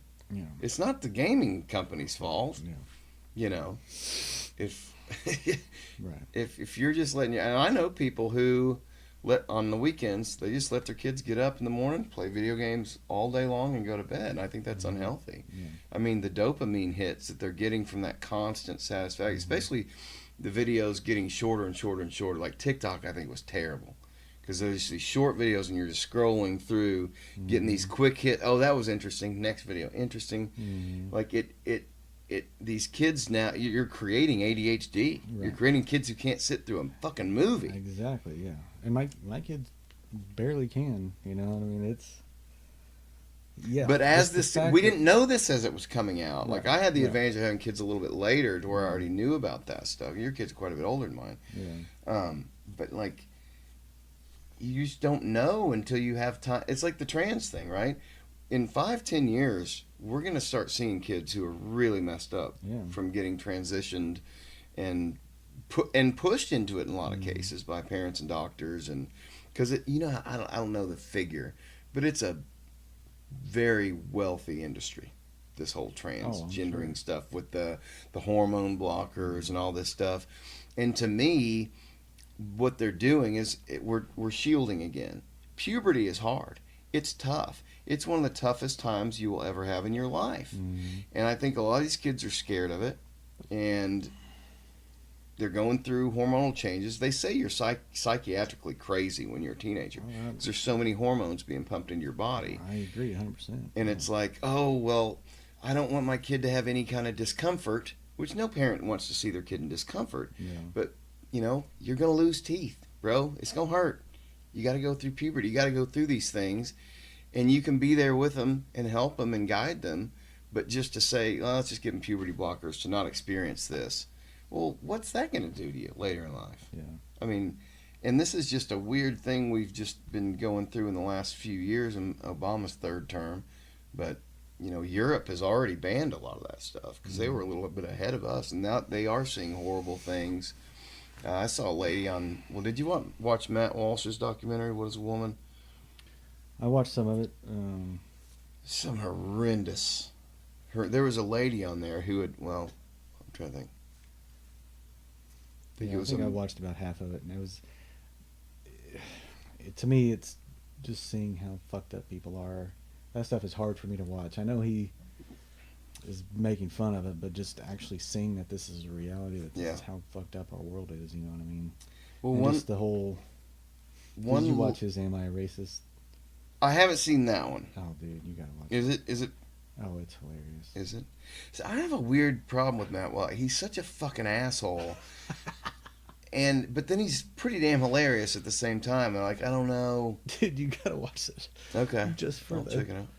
At the end, when he creates his own class on. I've seen clips from it, and it does look amusing. Dude, I had a very big it's- falling out with the Daily Wire, though. Oh yeah. Ben Shapiro is really, really. I've really been turned off of him, and Jeremy Boring, and they are the conservatives that I hated when I was growing up. They want to censor and ban. Yeah. They want to do the same thing they're accusing the left of. They want to censor speech they don't like. Right.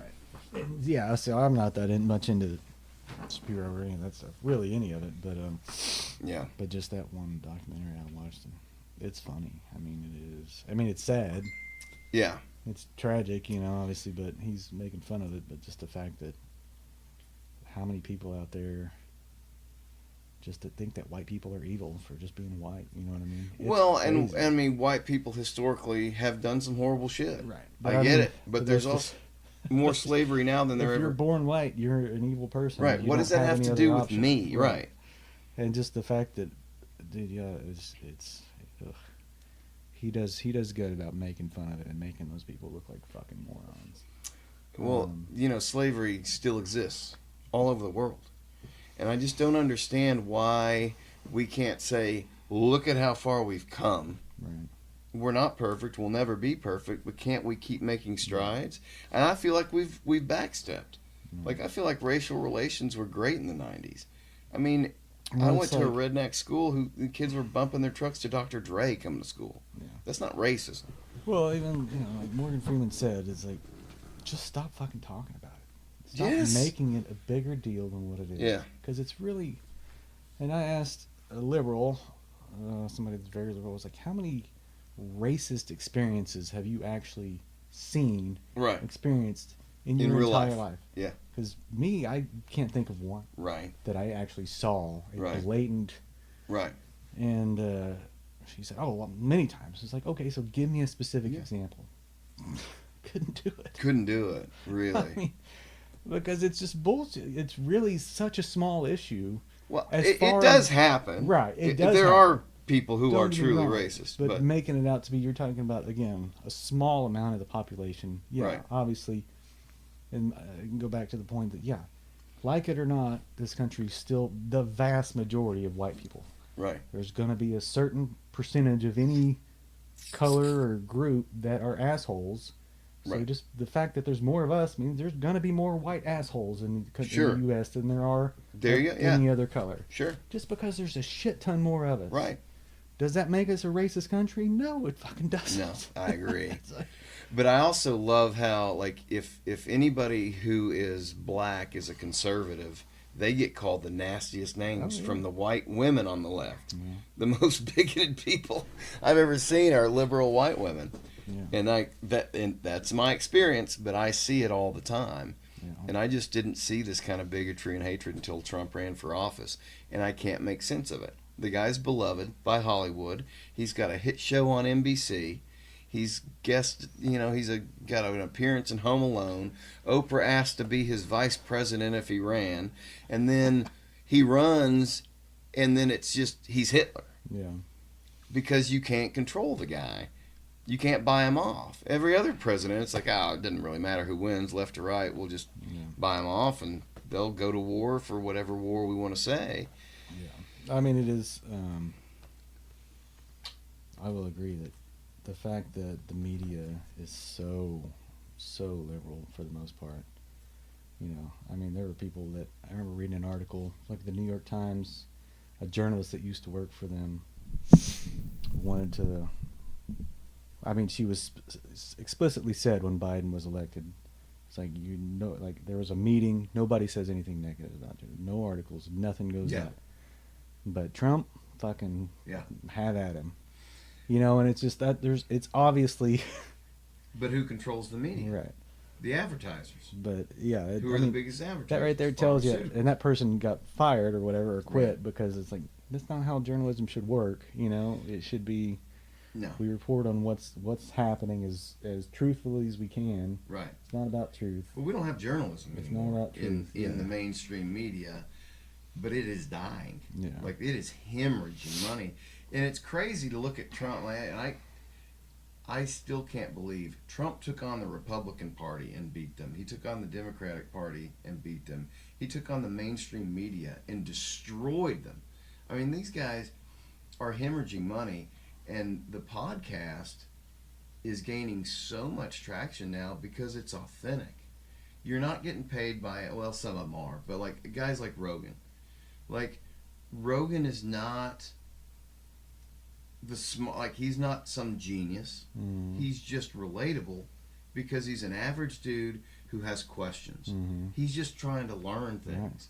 and I believe he's a genuine good dude. I do too. Yeah, I mean that's certainly the way it comes across, and just the fact that he is open to listening Yeah. to all sides Yeah. makes him obviously hated just immediately by if you're, if you even consider listening to the right ideologies, then you're, whatever. But if you look at key moments in the last few years, like when Biden came out and basically did a speech that said we're going to mandate everybody in the country get a experimental vaccine, my blood ran cold. I was like, this is the most authoritarian thing I've ever seen. Mm-hmm. And now you're getting all kinds of people with brain cancer who are around electronics, heart issues, all these things. It just didn't make sense. And for the government to force that was just insane. The whole COVID reaction. I mean, again, that's a whole nother thing we could talk about because that is a disaster.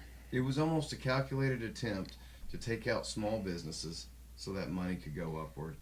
I mean, there's so many things that they benefited just the from. whole just throw logic out the window. Just And you can't tell me. I don't believe for a second that they were just opportunistic about it. Like this thing happened and we're going to do these things. I think it was planned.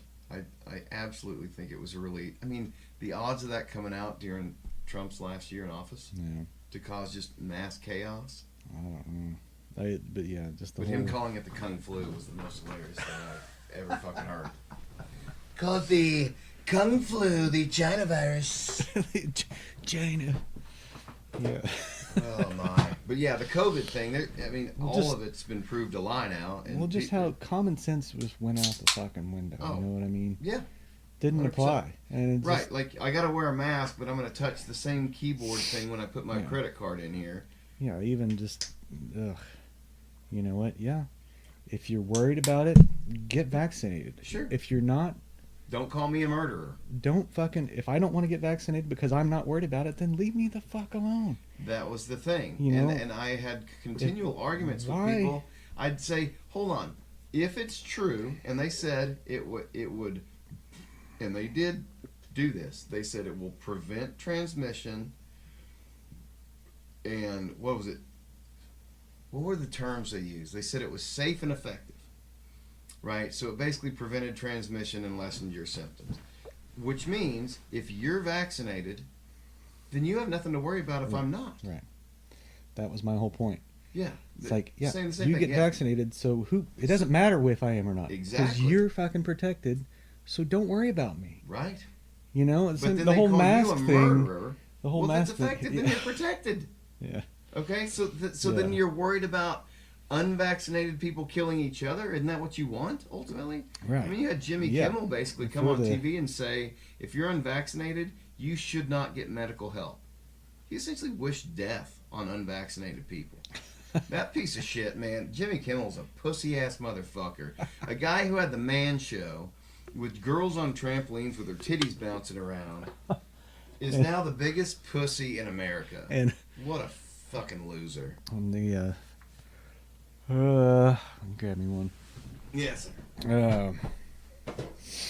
Yeah, again, I could go on about the whole mass world reaction, really, not just the U.S., but the world reaction to COVID and just the way it, you talk about. It was the scariest time in my life, honestly. But again, that's where just media in general, can be. I mean, again, nobody listened to common sense or what made sense or the doctors or what was logic. Like the doctors who were speaking out against it. You listened to the people that were screaming on that thing. Yeah. And the people that screamed the loudest, are always usually the idiots. And so, okay, if we don't get vaccinated, all the idiots are going to keep screaming. But the doctors, like even Dr. Robert Malone, you familiar with him? Like he's one of the guys that invented the mRNA vaccine, was coming out saying that, this is not a good idea. The spike protein will locate it. I mean, I don't understand all the science. I just know it was insane. Yeah. Well, I mean, there were a lot of doctors groups or doctors that came out with what they, their own treatments for COVID that weren't vaccinations, just natural stuff that worked, and they got shut the fuck down. Well, that's what I'm saying. Like because doctors, the people that are making money off of the vaccines, right? They got shut up. Any real doctor quick. that went against the narrative was shut down or canceled or demonized. Yeah. It's like and here's where I think one of the biggest turning points in our country was Joe Rogan has always been a liberal his entire life, and then the turning point with him was when CNN lied about him. And this works every which way. I didn't care about politics until it affected me. When I went and saw Last Jedi, and I was like, "What the fuck? So Luke's a bitch now? Cause down with the patriarchy? Fuck this!" And I'm like, "That's what radicalized me was the Last Jedi." Dude, when he threw that lightsaber over his back off the fucking cliff. It didn't go off the cliff. Whatever. Fucking. He threw it over his shoulder, didn't he? Whatever. What a pussy move. Have dude. you rewatched that movie, The Last Jedi? I've seen it several times, yes. You still don't like it? Don't tell me you like The Last Jedi. I don't dislike it. Oh my god, Josh. To me, as far as I'm gonna rewatch, openly weep. What do you like about it? I don't. The main thing and the main thing that everybody fucking hated about it is that they killed Luke. But That's not why I hate it. I didn't care that they killed Luke. I cared that they made him a bitch ass loser. they didn't, though. That's. Yeah, I do. I like the fact that. Oh, I think that a Jedi would turn into a pouty and go to an island secluded and just plan on dying off. Yeah, that seems a little bit. Yeah, Right. but obviously that was written in even before Ryan Johnson got a hold of it, because that was happening within the first one. So Well, we didn't know what was going on. We didn't know why just he was on knew the island? Why he was there. we didn't know why he was there. We knew he was there. Right, We knew he wanted to be hidden, right. but But it was a mystery. He could have been doing anything. I just think it was the worst possible game of telephone being played. Like, why did you not have one clear vision? Why did you not have a plan for this? Oh, I didn't like how the Abrams, Johnson, and Abrams. Whereas they're Well, it wasn't so supposed to be Abrams on the third one. they're so contradictory. Yeah. It was supposed Because to be the director of Jurassic Park World. Ryan Johnson Jurassic did World. intentionally try and fucking. Yes, he did. He tried to undo, Right. and then Abrams came back in and undid everything that Johnson which did. made it a disaster. It's just like Yeah. It, Episode 9 is almost worse than 8 to me. yeah. And the 7th movie is just a Just rehash whereas of Kylo four. Ren destroys his masks, and then Abrams he fucking puts it back together. Mhm.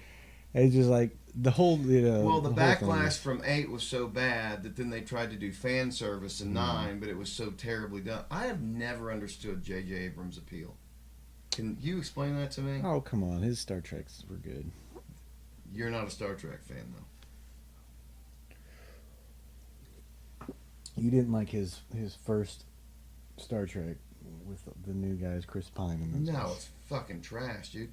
You don't get an ensign who gets basically kicked out of the fucking service, does not get You're right, reinstated I'm not as a- captain I'm not a of Star the Trek fan. flagship. No, as a huge I love Star Trek more than Star Wars. Like, that's my thing. I mean, I've seen the original series 6 or 7 times. TNG, me and Max are watching. It'll be 6 or 7 times. Like, it's my favorite property on Earth, probably. No, I think he did it for a modern audience, and he tried to turn it into more of a Star Wars thing, more of an action thing. Star Trek was always a very philosophical, let's explore human issues kind of a thing. I was not a fan of him, no. But even then, before he got, I don't understand why he was famous before that. Lost was basically just a fucking tease every episode for more weird shit with no answers, and then they were all in purgatory. Like, I don't think he has any talent. Okay. I don't know. All right. That's my opinion. Fuck Abrams. I think he's overrated. So what's some other stuff he's done? I think he's more into backing projects versus directing them. Now, Spielberg, on the other hand, like, which I think Spielberg's kind of the guy that was pushing him. Spielberg had a massive legacy of shit. I mean, you talk about E.T., Close Encounters, Jurassic Park, Schindler's List. I mean, look at the fucking accomplishments Spielberg had. You know, I don't feel like J.J. Abrams has a single. Oh, does he have anything like Spielberg? No, I don't Right, think so. that's what I'm saying. That's why I just don't understand why he keeps getting these big jobs. Well, I mean, I don't know. So, Other than he's a Jew. Could be. Jokes, people. Come on. Take it easy. The Jews don't really control the world. Speaking of that look, the Austin Powers movies we just watched with Walter. oh yeah. And, dude, those hold up. Have you seen them recently? I've seen the third one so many times. And that's probably been a couple of years. What's your favorite one? Well, I don't know about the fate. I think the funniest one is Goldmember for sure. But, I mean, probably the first one would be my favorite one. Really? Probably. They're all great. I think the love second one them is a little bit weak, actually. I think Really? I think that's the weakest one of the three. Heather Graham? Yeah. Yeah. I guess I just don't. All I'm staring at is her boobs the entire time, and I'm not even thinking about what's going on. She's so hot. I disagree. I don't think she's that hot. Really? She's got a bit of a corn head. She's got a weird shaped head. Yeah, she does. But when I saw her in Boogie Nights when I was a kid, dude, something changed in me. Naked with roller skates on. Yeah, that'll do it to a teenage boy, or however old I was. I don't know when that movie came out. John C. Reilly's in that movie, and it's hilarious. Oh, yes. Yeah. I can't remember what character. I haven't seen it in a bit. I need to show that to Max. That's actually a pretty good movie. Well, I was one of those parents that was like, Julia was always worried about violence and cursing. It's like, they hear worse shit from me every day. Like, I'd never tried to, like, not curse around my kids. I was like, I'm going to be the person I am. I don't give a fuck about it. Yeah. No, I don't think even Brittany worried about language because she knew the kids were going to be exposed to it anyway. Dude, when I was in kindergarten, I remember a guy, the kid, the first time I ever went to kindergarten, the first day, lining up to go back in from recess, the kid behind me just goes, fuck. I was like, what? And he goes, say it. Fuck. Nobody's going to hear us. And I was like, whoa. You know, like, kids are going to hear this shit. It's just a word. You could invent a word and call it the worst word you can say. Yeah. Right? Like, it's just phonetics. And then violence. That like, reminds me, we were watching like a nature show like PBS or something when Emma was probably like 3 years old. And she's just walking around the living room in front of the TV and like a lion comes on screen, you know, and she looks at the screen and she goes, what the fuck is that? Like 3 years old, and me and Brittany just like fucking lost it, you know, because we're just, I mean, were we worried about it? No, we just. She used it appropriately. Obviously, it's funny. You don't want her to see that, no. You know, that. So it just like. Well, my thing with it is just be respectful of other people. Like, don't, you know, you're going over to somebody else's house. Yeah. You're, you know, around and they did get their mouths washed out with soap when they were little. Like, I didn't want that, because you don't want to take the chance of them going somewhere else and all that. But yeah, I mean, at that age, it was too young to get onto her. She didn't even comprehend what she did at that point. Yeah. But yeah, obviously my kids have never just been fucking potty mouths. Yeah, I mean, even though the Overbys are all potty mouths, I mean, especially Brittany's probably the worst offender. No, Braun is per capita of F words in a sentence, I think he might have the world record. I don't know. We weren't married. Well, I wasn't married to his sister either for 17 years, dude. She's got. I think she might have him beat. But the cursing thing just never bothered me. The violence thing didn't bother me. You can see violence in nature, but the sex thing for Julia was like, it's just a human body. I was like, Well, see, that's where I disagree. That's me. That's the part that. You're sitting there with your 10-year-old. You don't want an explicit sex scene. I know, but that's the thing that I would. So we had like completely different hang-ups on movies, and so we were at a standstill for a long time. And finally, I was like, "These kids are way too fucking old to have not seen Lord of the Rings." I'm overriding. We're watching it, right? And then Oh, she wouldn't let him watch it because of the violence? yes, Really? but she also grew up with mostly girls. Little House on the Prairie is what she wants the entire world to be, right? So that's her goal in life, is to live in Little House on the Prairie, and it's not mine. So I was trying to push a lot of this stuff, and she wasn't having it. But I was on the sex thing. It was like I don't want them to even be aware of it. Like Right. they need to be Or kids. just let them figure it out on their own, like we did. Right. Let's not sit there and just throw it at them. You know what I mean? But then I had like the sex talk happened organically with Max. Like somebody had asked him about porn, and he was like, "What?" And thankfully the kid was smart enough to like back. He was like, "Oh, no, never mind," and kind of backtracked. But Max felt comfortable enough to ask me and Julie about it, and so I was like, "All right, let's have the talk," you know. And we had the talk, and then it was like, "Yes, now the world is open. We can watch anything." And he's also a really mature kid, but Right. you know. Well, but plus these things, they've seen, Yeah. by the time they're a teenager, they've seen way more than what we saw. You know what I mean? Dude, it was like a drug deal to get a Playboy. I remember this as like, I don't know if I was in 6th grade or 7th grade, but like Jeremy Bailey had Playboys. I think his dad or uncle had them. And so he was going to sell one to me, but he left it in a bag in the dugout of the elementary. This is not a joke. And I had to go in there after dark, get the magazine, and then put $5 under a rock. That's how I got my first Playboy. Yeah, we were the same way. It was insane. Yeah, magazines back then. I mean, I remember my dad had a couple of Hustlers, and that was big time. You know? Yeah, and you remember them in like in Hastings and stuff? They were all blacked out. Yeah. And now I can just Google like You can accidentally do it in 2 seconds. You know what I mean? like interracial double penetration, and I'll get a million videos, for free. Yeah, that's just it. I mean, yeah, my kids have been exposed to that since they were able to, because you just, who knows what all the videos they watch and all the stupid shit. Just, you give them that thing with YouTube for a couple hours every day, and they're gonna see shit.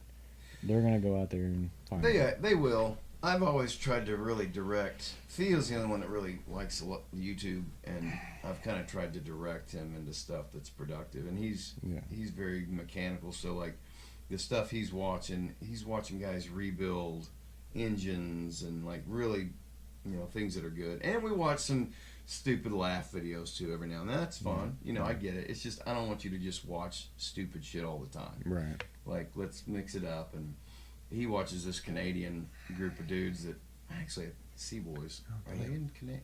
You weren't kidding. Fucking Star Trek nerd. Good lord. You got like, I got the blueprints for the you got Enterprise like, on the ceiling. Yeah. engineering specs for friggin'. Good God. Now, which Enterprise is that? That's the D. Is that J.J. Abrams Enterprise? No, that's the fucking Enterprise D from TNG, The Next Generation. It's the sexiest ship I could ever imagine. I've got many models of it. It's my favorite ship. But it was also a time and a place. Like, my grandmother, I don't know if you ever met my grandma Munchkin, my dad's mom. I don't know. She was a huge nerd and into reptiles and stuff, and she was much more in tune to the masculine side, and she had all granddaughters but me. I was the only grandson, and like we really had a lot in common. She turned me on to Lord of the Rings. She gave me my first copy of The Hobbit.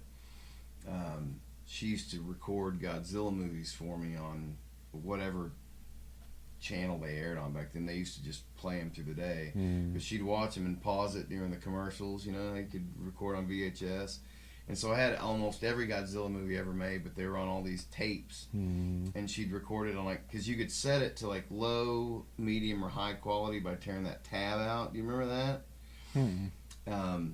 But yeah, they were fairly low quality, but I had them, and she'd babysit me, and we'd watch Godzilla movies, and she just got me into all that shit. And man, yeah, I became very much a nerd at a young Sports didn't go too well growing up in elementary at Farmington back then. It was not an accepted thing to be.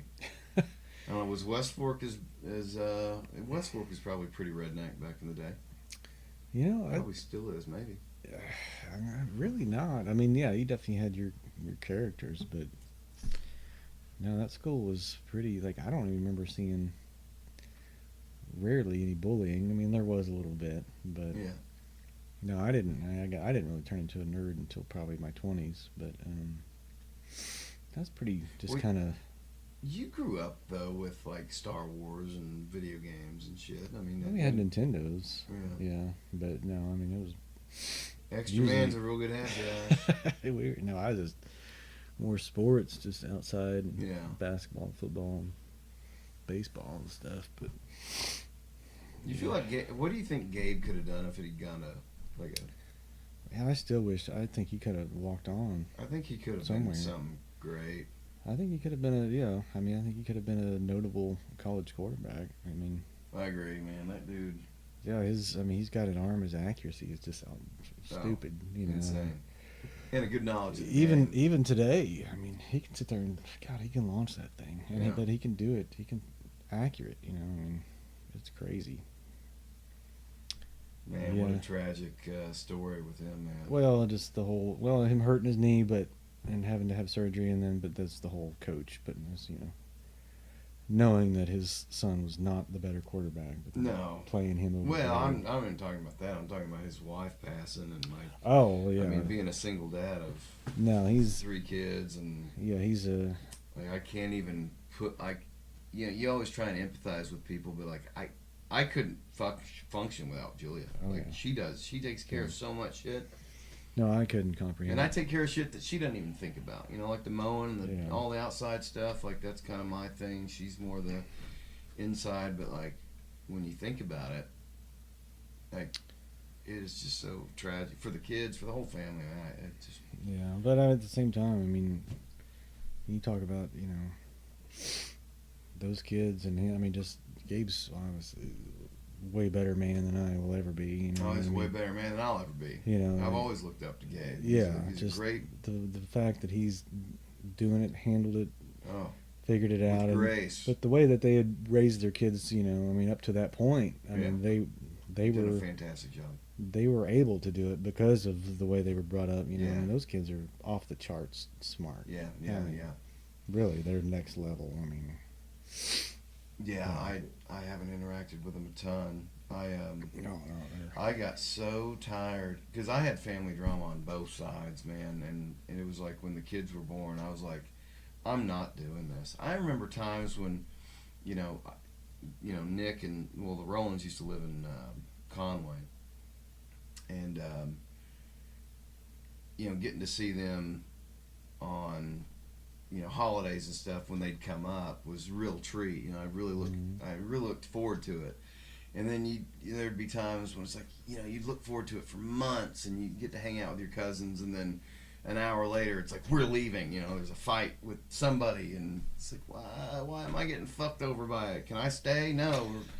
And it was on both sides of the family. I was like, this is not how this is intended to be. Like, I'm just done. I'm out. Fuck all y'all. And I'm gonna raise my kids the way I want to raise them. I don't think it's healthy to be in these dramatic waves with family. It's not good. It's unacceptable. Really. Oh yeah, I It's don't. bullshit. I don't understand it. Still don't. I mean, just the fact that. I mean, I think. I don't even want to talk about it. I don't. No, I don't either. I don't want to dwell on it. But the fact that you can have 10 years past of not talking to each other just because of an argument. You know what I mean? Yeah. No. It's ridiculous. like, come on now. No, and I just didn't want my kids to have that experience. I had a very negative experience growing up because of family drama. And there were a few key players in it, but it was like, it affects everybody. Yeah. And then there's factions and sides, and you got to pick a team, and nope, not doing it. And I'm glad I did. Yeah. It was the best decision I ever made. Yeah.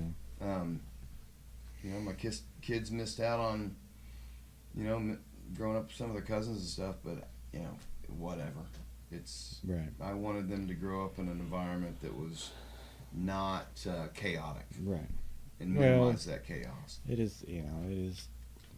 I don't understand it. It's sad that it is the way it is, but it's not going to change. So. Yeah, that's why I continue to stay out of it as much as I can. I mean, there's people I love. Yeah. Man, you and I were man thick as thieves. We played in a band together. We spent a lot of time together. It was a good time. I remember starting sober up after Alias split up, and we played. You played with us for a while.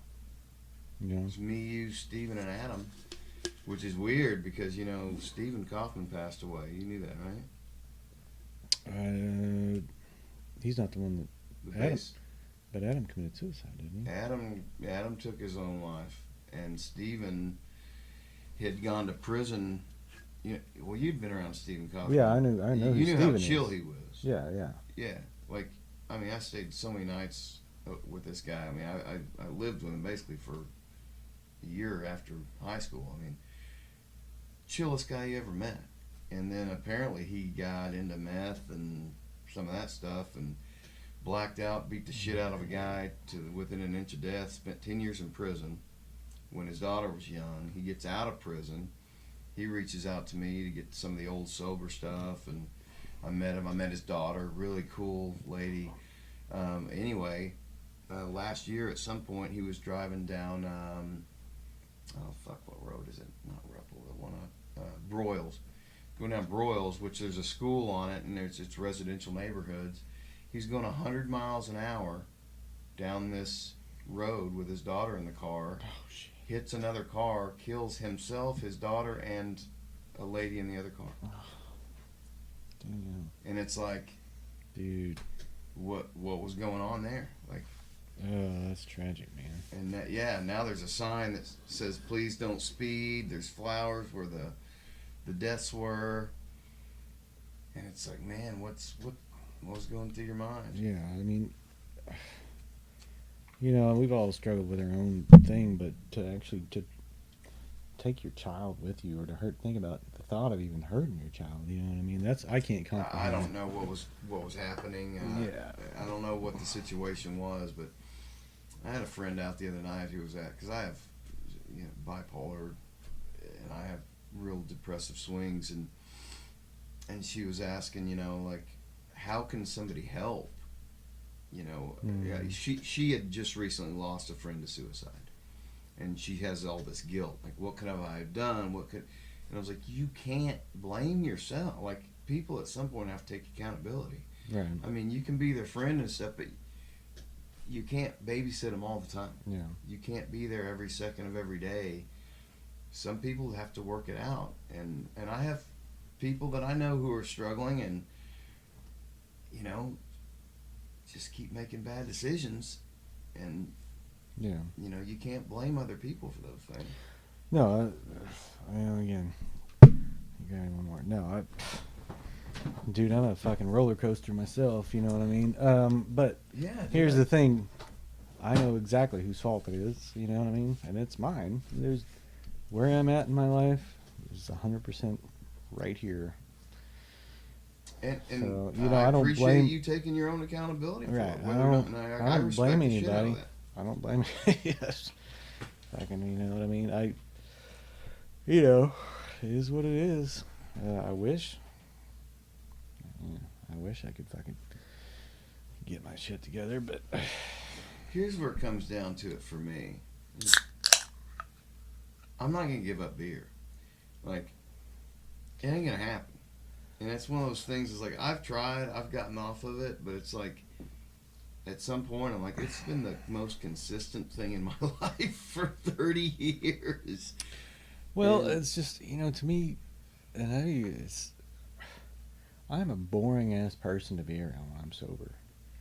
You know what I mean? I agree. don't have any Well, not creativity. about you, but I feel that same way. I don't have any creativity. I don't want to do anything. Yeah. Just like you get a few beers. I mean, it's like it just opens me, and it's like, let's go do something. Let's, Yeah.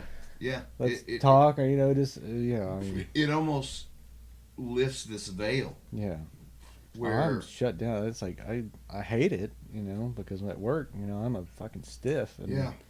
I don't like it. But Well, are you a natural introvert? gosh, I'm a lot of things. Well, I'm very introverted, and so like if I have a few beers, then I feel like I can like be. It's almost like it's almost like Popeye with the spinach. It changes me into a person I. Now, if you go too far with it and start, beating your wife up and kicking her down the stairs, Yeah. I've only done that a couple of times. Jokes, jokes. God damn it, people. I mean, you can obviously take it too far. Like, I don't drink hard liquor. I Yeah. will not even touch it. Like, not under any amount of peer pressure. Like, I just won't touch it. I like light beer because I can throttle it. Right. If I feel like I'm. Yeah. You remember Clint would never drink, Yeah. and it was because he said he didn't like not being in control. And Mm, I totally understood that point of view. yeah. Like, I get it.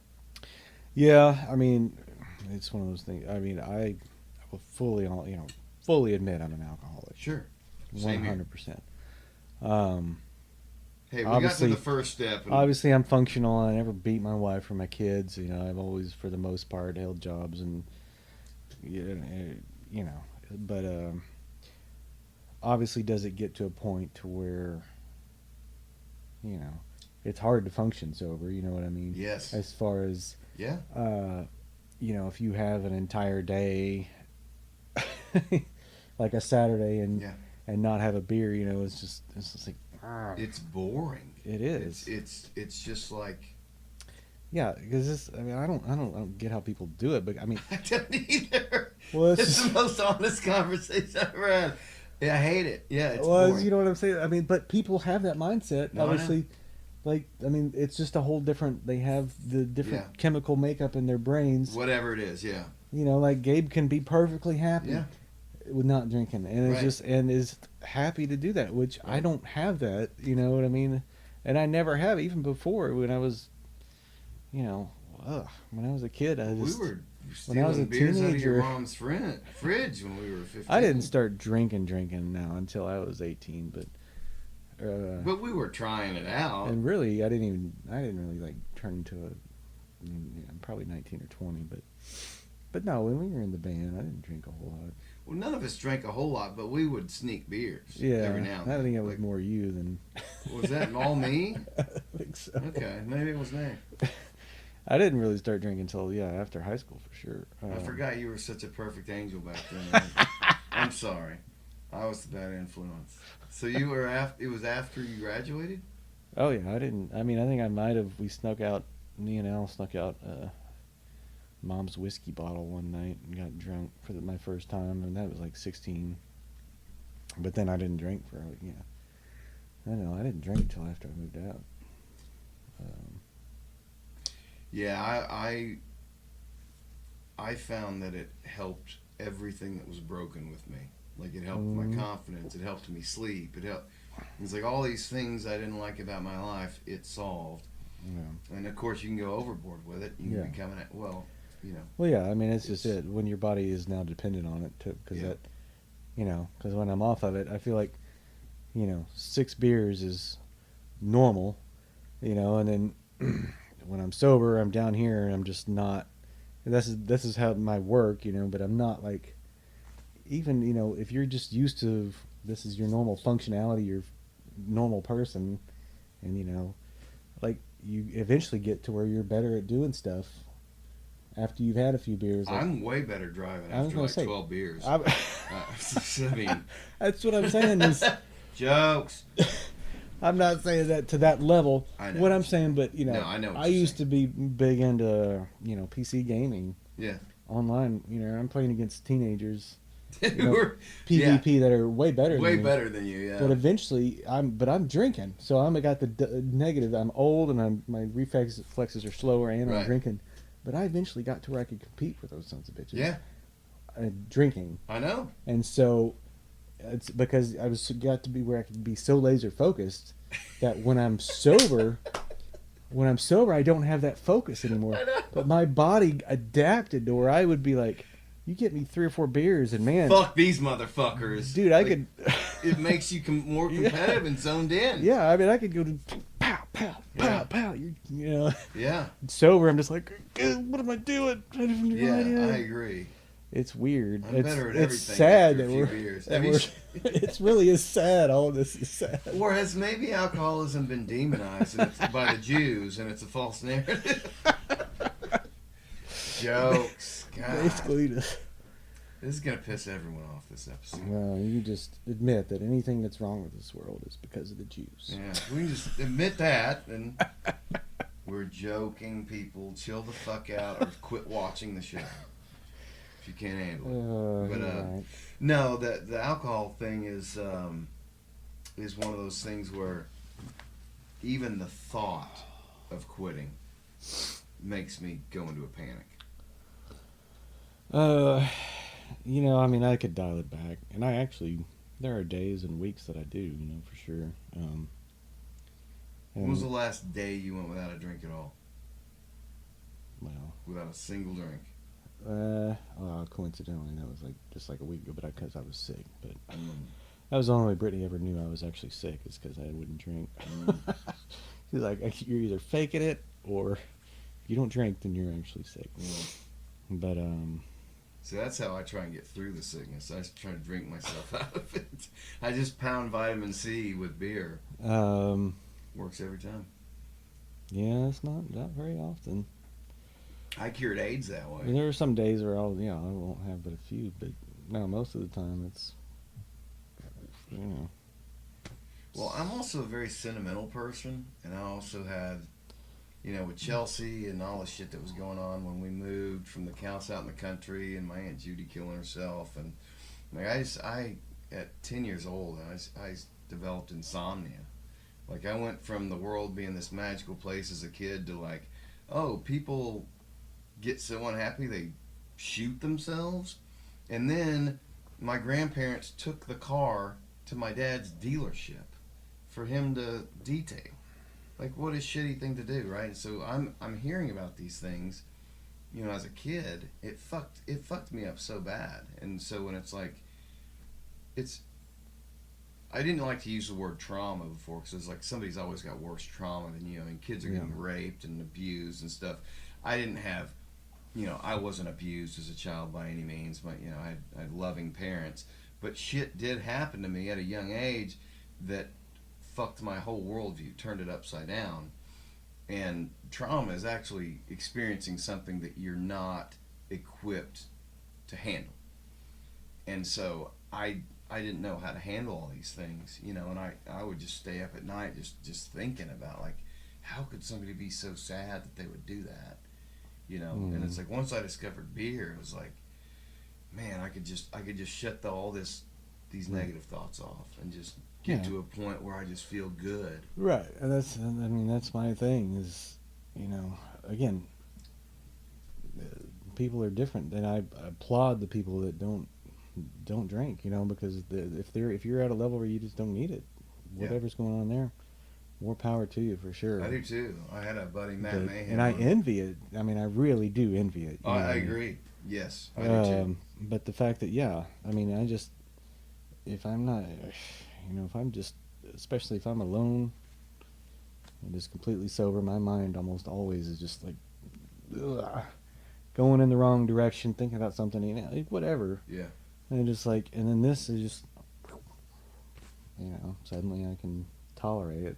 Yeah. It, you know what I mean? It changes your entire chemical makeup. Yeah. I feel like I'm a completely different person after a couple of beers. I did one podcast sober, and it was the worst podcast I ever did, because I was like nervous and anxious, and I didn't really know what to say. Like, I just, because I've also got general anxiety disorder, like I'm just always kind of anxious, and it helps, because he's like, you just don't give a fuck. Well, I mean, plus, just you can be more honest for sure. I mean, people talk about people are going to be reserved and like, how much can I say? You know what I mean? Right. Like, no, you're going to say what's on your mind. You know? Yeah. I mean, when I go up and beat my wife up, I mean, that's totally going too far, and I've had to scale that back. But jokes. But no, there is a dark side to alcohol. I mean, you can take it too far, and definitely. My wife told me, Julia told me, like when we were engaged, like before we got married, she was like, "It's whiskey or me," because I was drinking whiskey then. Yeah. Well, And I was that's a different. that's a whole different beast. Right, and see, yeah, I've always been. I've never been. I've always been the. I get lovey when I get drunk. You know what I mean? Yeah. Sweet. And You just, get annoying as fuck when right. you're drunk. I'll be hanging all over Licking your. people's ears and shit. Yeah. Yeah, I've been there. So yeah, I've never been the violent type, but no, I've grown up. I mean, my buddy Eric, man, he was a whiskey drinker. Yeah, yeah. Dude, he could turn into a Oh, nightmare. absolutely. So could I. Yeah. Yeah, I mean, and yeah, so That's why I put that stuff. I've had buddies on the podcast like trying to get me to do it on the. And I'm like, dude, I'm not going to do this peer pressure shit. I can't do it. Yeah. No, I'll do like I'll have a small glass of whiskey or rum, as like. Yeah. And then I'll just switch to beer right after. Yeah. But yeah, if I just go full on. If I'm gonna try something, drunk, maybe I get it. But like, I'm not gonna do shots. I'm not gonna. Yeah, we're not freaking kids anymore. No, I have no. I don't like the thing I hated about like being like back in the whiskey days was waking up and just not knowing what happened. Oh yeah. Like that's the worst feeling in the world. Like what did I do last night? Yeah. And that's what I wanted to get away from. Right. Yeah, luckily I was never a big liquor drinker either. Yeah. Yeah. I mean, not much. It was my engagement year. It was the worst year of my life. Honestly. Yeah. Oh my God. We should have had the camera pointed at the. Don't you lock the doors around here? I should. For crying out loud, you just have a wildebeest walking. You look like a goddamn lion on two legs, dude. It's ridiculous. Have you seen what's Wolverine's brother? And Sabretooth. Yeah. Sabretooth. He looks like freaking. Me and Josh were Sabretooth. just talking about how beer solves all our problems. Quitting alcohol is basically being a pussy. How it's good for everyone. RFK should institute. That Mitch Hedberg, he's a genius. He was. But yeah, he's like, alcoholism is the only disease you can get yelled at for having.